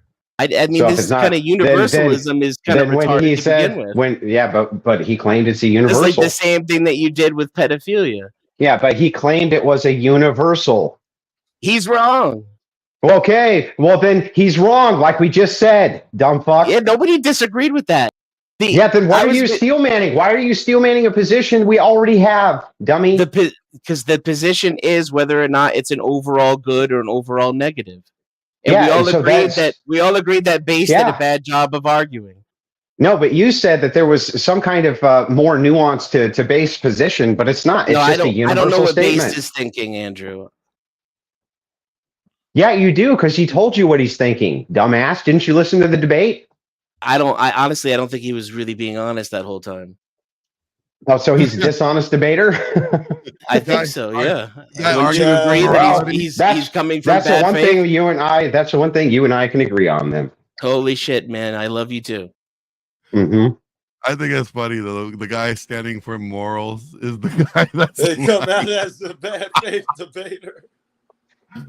I think he's honestly a little confused about what he believes. I think it's clear when you watch him debate that particular issue. Well, I just thought it was like, it's interesting. Like I pointed out to Grid earlier, like, and Joe, like, there's multiple points where it seems like it just in like different areas where I've talked to him, like feminism just kind of seems to be a thing that he kind of like not against, which makes me wonder, like, if you're for the truth or morality, where does it line then? Where does it align? That conversation with him, yeah. I didn't know he held those views about feminism. What was that? Sorry. No, I just said I didn't know that he held certain views about feminism. I haven't seen enough of them, and the shit we talked about don't really go there. You probably had a million discussions with him. I didn't know he held those views. Well, I mean, but we don't even really know what he means by that either. He said he's not against liberalism and he's not against feminism per se. He's on the side of the truth. No, he's against the orchestrators of these things, the men behind the hat who shall not be named. The guys who are behind the scenes doing the cloak and dagger and pulling the strings. Individual agents have no agency over any of this. And that's all just nonsense. Is that what it is? The orchestrators of feminism, you mean? Is that what he's talking about? No, In what context does he say that? Well, I think it's almost a roundabout way saying that it's about men who allow. Yeah, this was his last engagement that I saw the guy in. He was discussing how you need to really get behind to the orchestrators of these things. That feminism is not perpetrated by women who are espousing feminist ideals, but by the men who are behind them in the shadows, cloak and dagger, that kind of shit. Interesting. I mean, that might have been true 40 years ago, right? But I would say maybe like 100 years ago. Yeah, I would say that there's a ground zero, sure, but I mean now it's definitely espoused by tons and tons of minions who are just as important to denounce as the men behind the behind the curtains. Yeah, we got the internet. The more real thing to deal with than what's her name was from the CIA. Well, like, okay, so the question is like, because like this is something he brings up. He goes, "Men lead, right?" Like, and he says it like it's a matter of fact. But I say, no, men are not leading. And he's like, well, even if they're not leading, just because they gave the authority up or whatever, they're still leading. I'm like, no, once you've given up power, you don't have power. You can't take back power you don't have. I agree with Base, and I'm going to put it in your terms because I know you're a Christian. In that household, the man is the head of that household. You give a woman certain duties and shit, but when she fails, she still fails. But somehow the responsibility still falls on you as the man, the leader. Well, that's responsibility, but not authority. But like, cause like, okay, for example, why would the responsibility be on you, the man? What are you talking about? If you have because God is the head of Christ, as your role as like the head of the household, right? You have the responsibility. Yeah, but those are descriptors. Those are descriptors of oughts, not ises. Yeah. So that ought to be true. Right, that's how you run your household if you're a Christian, but descriptively, what is true is totally different than that. Yeah. Does it no longer fall on a man if he's running his household and he gives somebody the duties over here and they totally fuck it up? Does that? Yeah, no. I think that the distinction between the is ought there needs to be fleshed out. So the state can come in, for instance, and strip a man of an authority to run his household. And that doesn't mean he shouldn't be able to, but he can't. He can't do it. Yeah, he should be able to, but he can't. I would agree. Isn't that the average man's kind of situation in all of our institutions right now? Kind of. Yeah. I think that's a correct way of looking at it. Yeah. So that's why when he says like, well, aren't men running things? I'm like, no, men are not leading. That's why. And that's why I'm like, they can't. So it's kind of like if you sin, right? And you basically have given the devil authority over you in this area to fuck with you, right? Until you repent of that. So as long as they have authority over you, because you've given it to them, you don't got the authority. I hear where you're going. It's kind of like the rights shit we have. So you really have rights. So it's almost like there has to be, you have to get that authority back. Well, and you get that authority back by repenting and, not sinning anymore in that area. How do you get that authority back in the home? You got to micromanage everything so that it's in No, I don't think it's a micromanage. Like, again, it's either she has to be willing to fall into her role, or she's willing. Drive into a ditch. Yeah, and she's still. There's that option too. You get the authority back in the home by telling that bitch to shut her fucking mouth and do what she's told. Yeah, I'm not kidding. That's how you do it. Shut your fucking mouth. I don't care. Do what you're told, or there's no relationship. Simple. Oh, for sure. Yeah. When you add in that last part, for sure, 100. Yeah, that's how you get the authority back. And instead, what you end up with is fucking simps who, they're kind of going out of their way. Well, not only bargain, but kind of pretend that there's this illusion of egalitarianism when it's not even there. You know, sometimes it's totally appropriate to say, "Listen, shut your fucking mouth. I don't care. Do what you're told," or the consequence of that is I'm gone.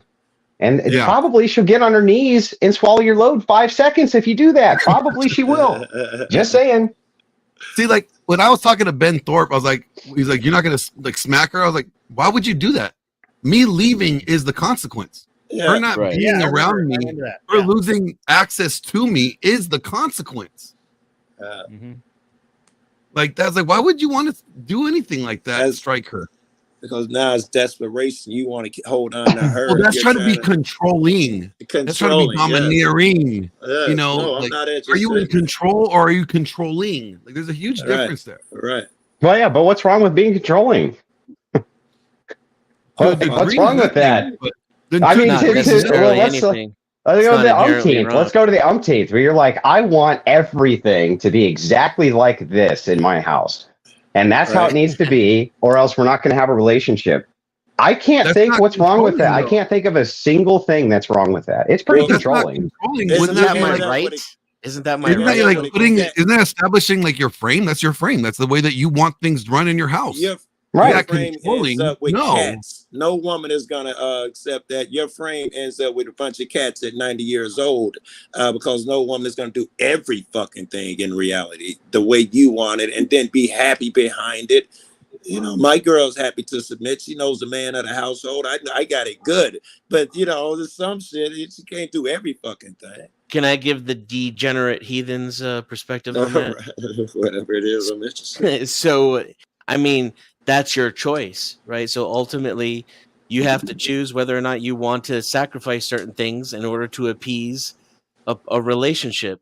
And if you don't want to, and you know the cost may be being alone, you know that there it is. You're making a choice, just like any other. So Base just DM me backed out of the debate. So no, are you kidding? What? Well, I mean, unless you consider here, let me send this message. I'll send the message over to you, Glenn, and you can read it out. You tell me if this sounds like this guy is actually going to do this debate or not. His timing is horrible. Hang on a second. If he did, his timing could not be. I gotta play a song for Andrew by request. Here we go, dude. Американская фирма Transceptor Technology приступила к производству компьютеров «Персональный спутник».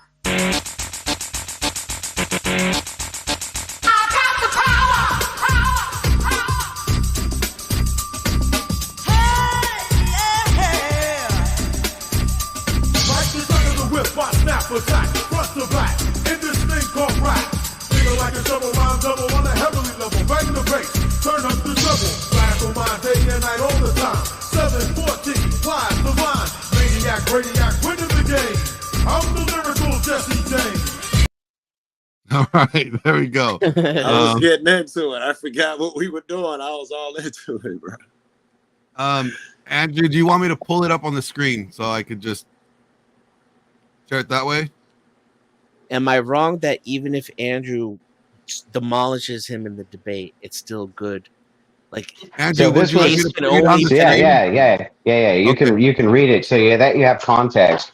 Yep. I DM'd him and asked him to please give me the details on where I need to show up for this debate.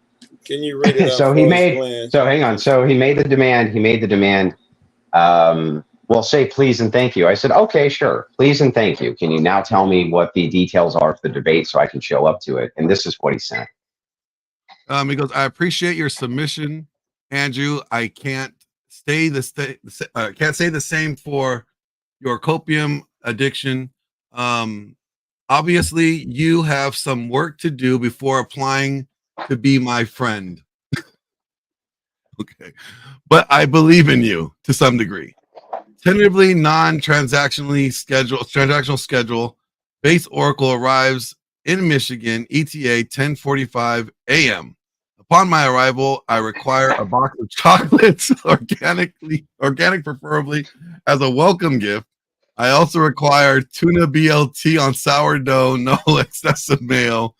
1:30 p.m. Our debate will commence. Once I win around 2:15 mark, we'll celebrate my victory. Balloons are fine, but no need for a piñata unless you're feeling the need to let out some aggression safely. After that, we will go on a hunting trip. You had mentioned earlier. I'll hold the ammo. Lastly, I'll take your guest room. Glenn will take the couch. So he's paying for my trip. Yeah. No. So he's just going to troll it. Yeah. So there is no debate, right? He won't give me any details. He won't tell me where we're supposed to meet. Nothing. I consider that to be backing out essentially. If you refuse to give me any details at all, I arrive at 10:45. Great. Where? Yeah. We're okay, and then we're going to debate. Okay, great. Where? Where? Okay. Yeah. Great. Where are we doing that? Oh, and I'm staying at your house. No, you're not. What the? So it's at this point. He's basically made the concession that he refuses to do the debate, even though he agreed to do it. Come out, pay $1,000. So that's it. I'm essentially I'm just taking this as a concession, and that's the end of it. I mean, there's no more reason for me to ever talk about this guy again, and I'm not ever going to. He's just totally fucking worthless and a coward. Make you do it just one more time? Total fucking coward. Now I'm gonna ask Andrew, like, is there a window of time? Let's say from now until tomorrow, he could actually come back with a legitimate. He's not going to. He doesn't want to do the fucking debate. He's a bitch.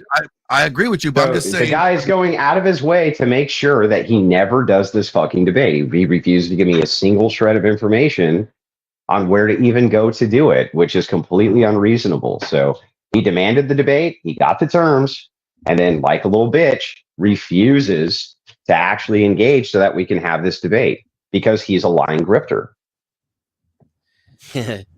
I agree with you. I just think that he's going to try to play a game here and try to come back. And there's no more game. Yeah, there's no more game. It's over. Okay. All right. It's done. He had his opportunity. I can't negotiate with somebody on even a time or place if they won't even tell me that. So no, I agree. Or just tell me I don't have a time or a place or something like that. So I mean, the guy's made multiple concessions. He refused to give me any information at all. That's the end of it. Yeah.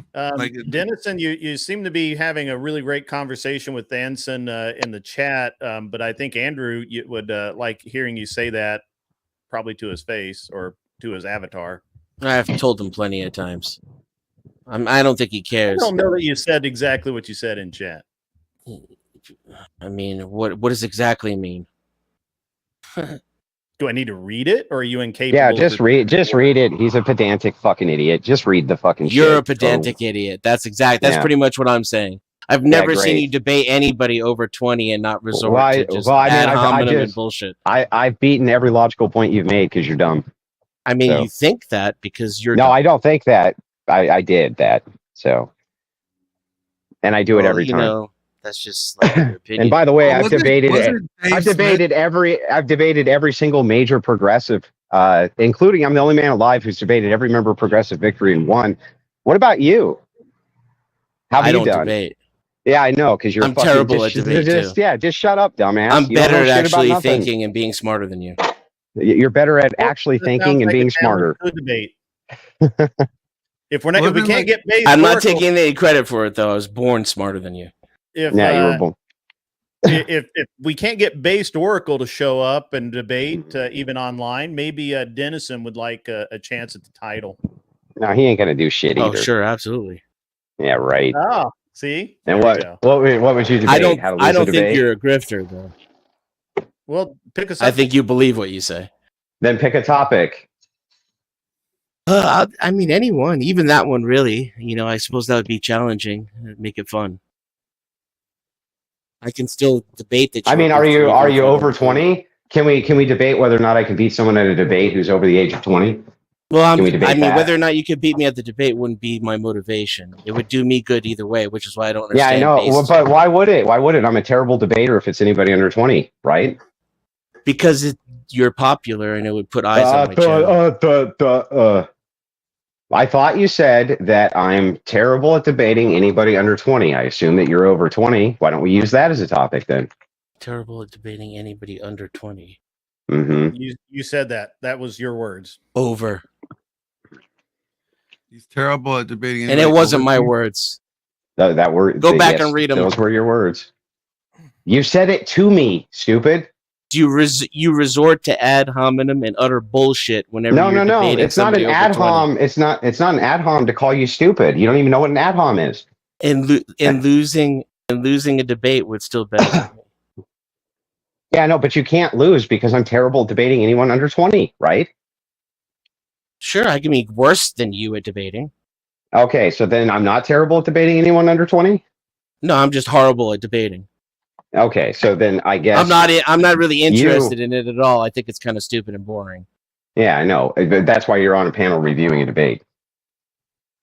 Makes sense. I was on a panel to talk to Glenn, and it was fun before you showed up and turned it into a debate pro session. Well, actually, so I was correct earlier that you're upset because you think I stole the show. I don't think you stole the show. I mean, that's what it sounds like. It sounds like you're butthurt. From who? It didn't belong to me. Well, I don't. You're the one butthurt about it, bro, not me. I'm not butthurt. You sound butthurt. I can criticize things without being butthurt. You argue like a woman. Technically, he did debate Dave. Next, you're going to tell me who hurt you, bro. 30, who was over 30, right? And that was just the past weekend. Well, no, I mean, these people and their criticisms are fucking retarded. He doesn't even know what an ad hom is. He thinks an ad hom is if I call him stupid. But if you address an argument and then call a person stupid, that's not an ad hominem. An ad hom would be me only attacking clearly you ad and not the because argument. whenever you're proven What's wrong, the ad you go hom? straight to insults. What's the going every an time insult you're is not an ad every time hom, your so-called stupid. logic hits a dead end, Yeah, an you ad resort to hom? calling people gay An and ad stupid. hom? Yeah, an ad hom is not an insult, stupid. I didn't say How come you don't know that, stupid? I didn't Well, say then tell me where I gave you an ad hom and didn't address your argument. I did. You might not have heard it because you were screaming over it. Are you going to tell me when that was? Go ahead. Go back and rewind the stream. Oh, okay. So you can't tell me because you're stupid, right? I mean, I'm smarter than you. I Well, may be you don't stupid, sound but I'm smarter smarter than me. You than don't even know. You don't even know what an ad hom is. I do. All right, hold on. To a discerning person, I do. You're clearly Brad, are you gonna read it? To a discerning person. Brad, are you gonna read it? Oh, I'm sorry. I already scrolled back down. I apologize. I'll scroll back up. Give me a second. I'll find it again. I just think that if you're smarter than Andrew, then put up or shut up. Let me be more clear. I'm more intelligent than Andrew is. Yeah, insults are ad homs. Yeah, you didn't even have a moral value for wrong. You said there was. I don't. You were neutral on wrong. And the argument that Andrew made, which is even. Yeah, I don't. Usually, it's way above my head. It is, especially in the context of like dating and whether or not makeup is deception. These are very cloudy social issues, I think. So, what does that have to do with the perception of wrong? You used it as a universal statement. It has a lot to do with it, doesn't it? Right, you used it as a universal statement, bro. Are you gonna read it? Greg? Nah, I don't believe in anything I'll universally. Read it. Anson, wait. Is that universal? That you don't believe in anything universally? Yeah, sure. Oh, okay. Well, then I guess you believe in something universal, don't you, stupid? Yeah, you just made another wonderful pedantic argument that proved nothing. There was no. You appealed to the lowest common denominator. Yeah, me testing your logic. And it's the average midwit that. It's the average midwit that thinks that you're actually making a point. Well, it was a great point. I don't believe in universals, and that's a universal statement. That's a great point. I think you're a midwit too. You don't even know what a midwit is. You don't know what an ad hom is. You don't know what a fallacious argument is. You don't know anything about philosophy. Keep saying it over and over again. Maybe you'll convince yourself. You're not going to convince me. Proven it over and over. By saying it. Yeah. Are you ever going to make an argument? Because that's what I've been doing. No, probably not. No, probably not. I'm not really interested in it. This is fun though. Mm-hmm. That's fun for me. For sure. It's fun for me too, buddy. Grid, are you gonna read? Oh yeah, man. Sorry, Anson. I've never seen him not resort to utter bullshit when in a quotes debate. Yeah, I just said that to him again before you read it. You might have heard it if you weren't talking over me. I was not talking. He didn't talk. He didn't talk over you, idiot. What are you talking about? Are you dumb? It was you. Are you literally? Are you really having trouble comprehending simple concepts? He didn't say. He didn't say anything. Couldn't hear you because Andrew was laughing over you. What a fucking moron! Yeah, Grid One, who said nothing, was too busy talking over him. You were fucking midwit. All right. So here's the thing: if you're really that smart and you're really that great a debater and you understand all the concepts, then step up, Buttercup. I never said I was a great debater. Money. You people have a real problem listening. You literally no. I have a. Let me tell you. Let me reiterate it for you. I'm as dumb as a box of rocks. Agreed. But I'm more intelligent than Andrew Wilson. Oh, gotcha. Okay. Great. That's awesome. And I am terrible at debating. I'm sure that when it comes to like making silly, irrelevant, pedantic arguments in order to inflate your own ego, Andrew is way better than that than I am. No, and I'm sure all the people in the chat agree. They do agree. I'm sure they do. I'm sure they do too. And if we had a debate, and I lost to your terrible points, it would still be beneficial to me, which was my point about based. I don't understand why he's backing out. It can only benefit him. Because you care about me, don't you, buddy? Because did I hurt your feelings? Because pride does that. That's why. Yeah. Man, you should never let pride be a reason for failure. So shut up. If you're not going to put up, shut up. I'll debate with Andrew. Good, great. What's the topic? Whatever Whatever's the show. Great topic. Yeah, it's a great topic. Whatever you guys want, I'm down.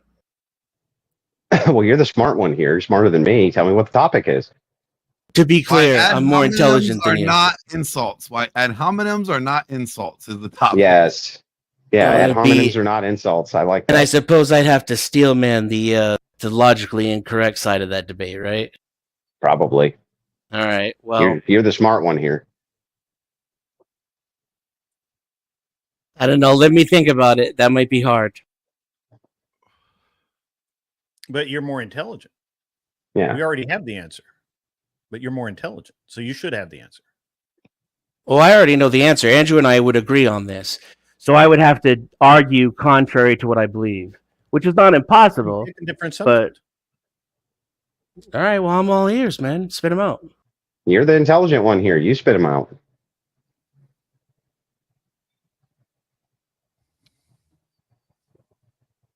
No, nothing. Okay, no.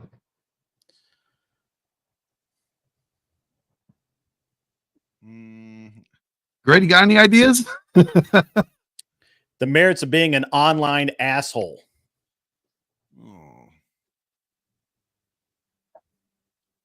I don't think there are any merits. We would definitely. Oh, well, then we have point of disagreement because I think that there's tons of merits for that. CHD for $5 says difficult Denzian is what is fine. I argue with him because I think he's wrong. Bullshit. About what? See, I mean, this. Come on now, this is good stuff. Yeah, about what? I think that would be the debate. Whatever you think he's wrong about, there's the debate. Whether or not Oracle needed to be told what the person's intent was to determine whether or not he was pedestalizing women. Within the confines of a hypothetical. You're talking about you mean within the confines of a hypothetical, right? Yeah, I'll take that debate. Within the context of the video we were watching, the conversation we were having. Yeah, where he was asked a hypothetical. Yeah, sure. Lock it in. When are we doing this? Let's do it right now. Okay, let's do it right now. All right. Denton, do you want to open 2 minutes? Hold on, let me see if I can stream this to my audience. You can share it. All 2 of them? It might be 5. Yeah. That's growth. You're really banging it out, bro.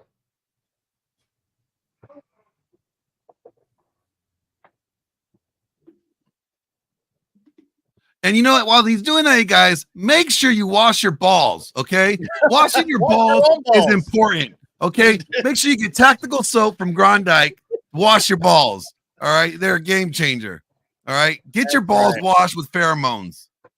This episode was brought to you by Tactical Soap from Grondike Soap Company, a game changer in men's grooming. Crafted with natural pheromones, it's designed to elevate your alpha status, masculinity, attractiveness, and charisma. Each bar is meticulously formulated to invigorate your sense and leave you feeling confident and irresistible. Unleash your true potential with Tactical Soap and command attention wherever you go. Order now by using the link in the description of this video. Get your balls washed. Some of you guys didn't even wash your balls. Washer. Don't be a ball washer unless you're washing your own balls. All right. Denzin, are you linked up? Yes, sir. Okay. Real quick, $5 super chat from Ghost 1978 says, Denzin, tell your mom I need the money that I left on her nightstand. Sorry, you had to pick up all the empty beer can mess. Man, right, that's hilarious. That's actually pretty good. I gotta be honest, that's pretty good. 2 minutes. Man, I wish I thought of that one. Yeah, but you're more intelligent. Thank you, Rachel. Thank you. Above you. 2 minutes starting now. Denzin. Yeah. So, Based Oracle made the claim that if your sole and primary intention of any kind of self-improvement is to get a woman, then that is pedestalizing a woman, putting a woman on a pedestal. And Alex asked him a question and asked him whether or not it would be pedestalizing if a person made certain self-improvement which ended up benefiting them regardless of whether they got a woman or not. And Based Oracle said he would need to know if the intent was to get the woman in order to answer the question. And I would say, according to his claim, that's correct. He would not know the answer to that question. And I think earlier I conceded to the pedantic argument that you could still answer the question by saying, I don't know. Okay. Well, then the debate's over and I win. I didn't even need an opening statement. Cool. So you are a pedantic asshole who doesn't really make. Well, that's not pedantry. Cool. Yeah. What makes that pedantry?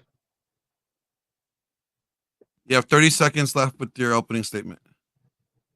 Well, I think the debate's over, right? So yeah, it's over. So, yeah, my opening statement is concluded. Yeah, your opening statement is a concession to my argument. Great, thank you. Appreciate it.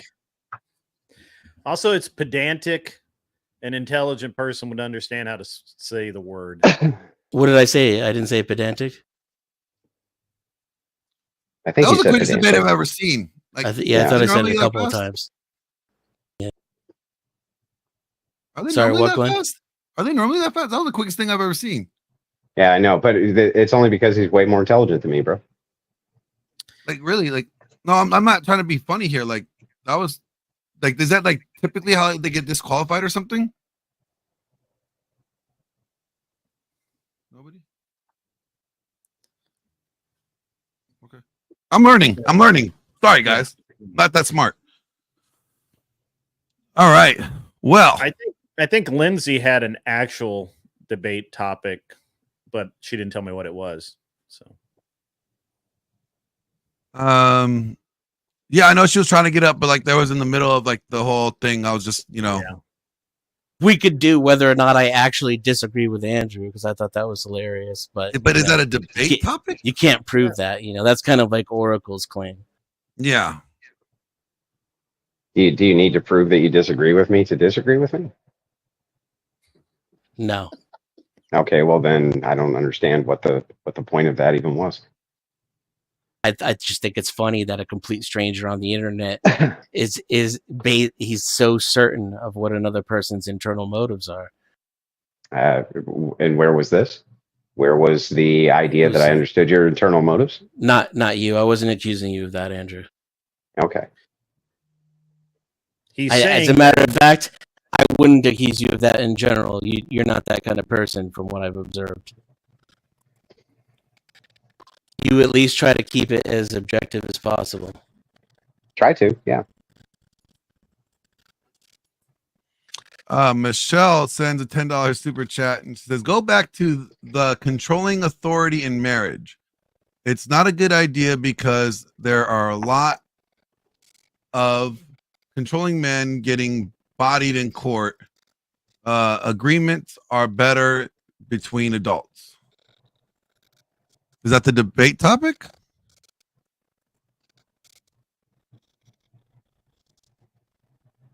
Could be. I agree with her. So you agree with her? I would say Andrew probably disagrees with you. Yeah, I don't know if I do or I don't. I'd need it fleshed out more. So I think what she's like saying, like controlling. Because aren't you, if you're with a controlling man and you know he's controlling, isn't that an agreement? Like I don't understand the topic. I'm wondering if she means controlling means like patriarchal. Well, I don't know because it's not fleshed out what she means. Lindsay's up here. Like Lindsay, you have the debate topic.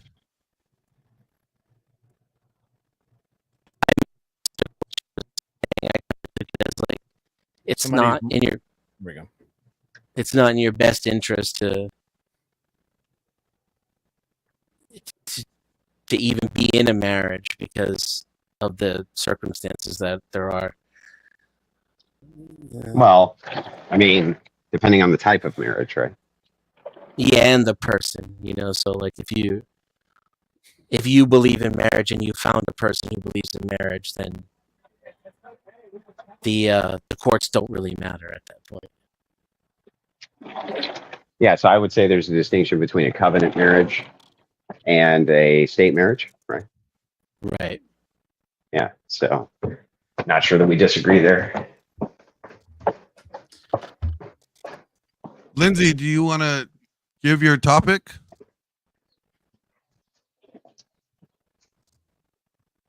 We can't hear you if you're up here.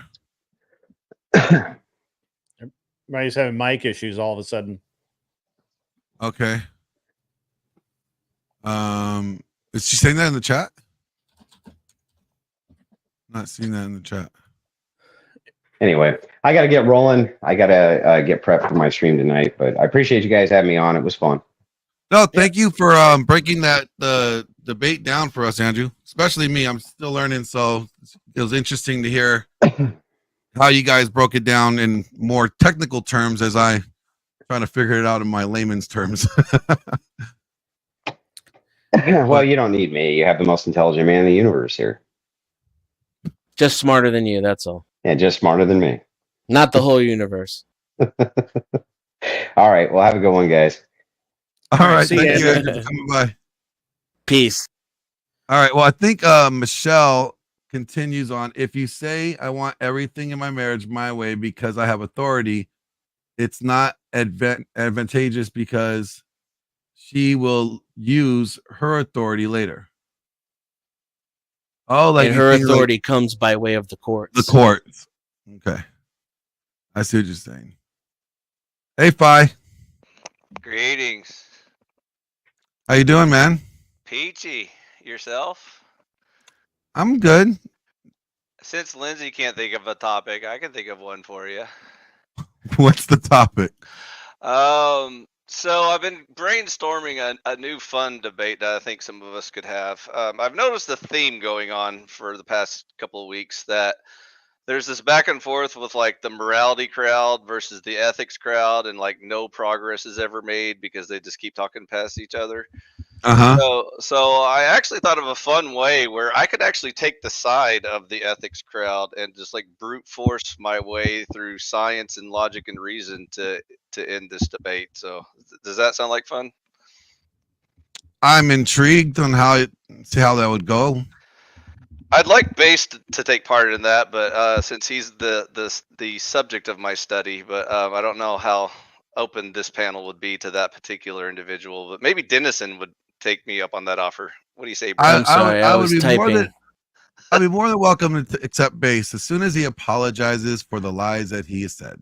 Okay, that we can do that too. Let's do a double stream where everybody says sorry, and then we have. I have nothing to apologize for. I didn't do anything wrong. So like, I'll start. I'm sorry that whoever's feelings I hurt earlier that got me timed out. I'm sorry for hurting people's feelings. So that was my bad. So Dennison, do you want to debate me or not, bro? Come at me. I'm sorry. I was typing in the chat. Stop typing, bitch. You're on a fucking panel. Listen. And I didn't hear what you said. Okay, one more time, Dennison. Do you agree that recently, with all this, like how do we fix society, culture wars, women versus men, blah blah blah blah? It's always like it always gets down to like the morality crowd versus the ethics crowd. You know what I'm saying? Now, how would you define ethics? Ethics is subjective feelings about what you feel like is nice or bad. Can you elaborate? Yeah, so, for example, every time you hear secular people who don't appeal to those degenerates, the degenerates, they always say like, I feel like it's bad to do X, Y, Z, and you say, well, that's nice, but how do we determine whether or not you're right or wrong? And they can't ever debate that because they just say, well, my feelings really strongly feel like it's true, and so no progress is made. And then the morality people come in and say, actually, we already have the answer. God said X, Y, Z is wrong, and that's why it's wrong. And then they get mad and leave. The ethics people are like, well, I don't want your God telling me what to do, so get out of here. So anyways, they never debate each other. They just talk past each other. The ethics people share their feelings. The morality people keep reharping their dogma. They appeal to a deity as the authority. And so there's zero progress being made in all of these discussions. It's never going to be resolved. It's sort of like the Dave Smith, Andrew Wilson debate where they were just talking past each other and they weren't having a, actual morality versus ethics debate, which would have been way more interesting. Well, there did at one point when that buff ass motorcycle rider with the cigar popped on the screen. That was dope. I like that part. That's that was my when they started having a real debate. So, Dennison, now are you caught up? Now are you ready to debate me, bro? Yeah, I would agree. That's probably most conversations. Okay, so especially debates. Debates are you religious or not? Yes or no? No. Okay, so you're on the ethics crowd. So you and Based Oracle and Flow State can all join the little happy club together, and I'll join your club. I'm gonna just take part on this side because there's zero progress being made. So I can brute force through science, logic, and reason the argument you guys are trying to make but failing, and we'll see if we can arrive at a conclusion that way instead of going back and forth with the morality versus ethics stance. Sound good? Let's hear your opening argument. All right.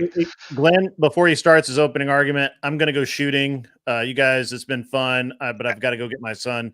He's got state this weekend, so we got to get him on the field. Have fun. So, go shoot some rounds for me. Be careful. Yeah, we will, man. We will. Safety. All right. Have a good one, Thanks, Greg. guys. Yep. Also, your mom is weird. I just want to leave with that parting thought. Whose mom? Grid one. How do you know his mom? He called me weird in chat, so I fought back and called his mom weird. That showed him. On his way out. On his way out too, right? Like yeah. I want to make sure he couldn't, fight back. Respond? Yeah, okay. Yeah. That's the only way I fight. If okay, I got you. Can't respond. So, anyways, I'm just going to get my timer ready. I'll give you 2 minutes to start your opening. We're gonna do. I gotta practice this stuff, okay, guys. I gotta practice moderating appropriately. All right. So, do you 2 need minutes practice? opening. I thought they just said that they called it off. Hey, that doesn't mean I still don't want to practice, okay? Oh, okay. You need practice anyway. That's fine. We'll just never know when I might be called up to moderate again. That's true. Okay. All right. So 2 minutes. Opening statement starting now. I'll start. Okay, so we're gonna forego the whole morality versus ethics problem that no humans are smart enough to figure out. So now I'm just gonna brute force it with logic, science, and reason through the secular approach. Just like we can analyze heritable genes, such as like brown eyes versus blue eyes or whatever. There is an argument that you could say that the onus on turning around the whole cultural war of feminazis versus soy boys is on men. And the reason why it's on men is because of all the paired outcomes, either you have a strong man with a weak woman or a strong man with a strong woman, or, you know, all the variables. When you factor in all those variables, it still comes out that it's up to the men to decide the outcome, because women can't turn the tide, even though they can do their little parts. You know,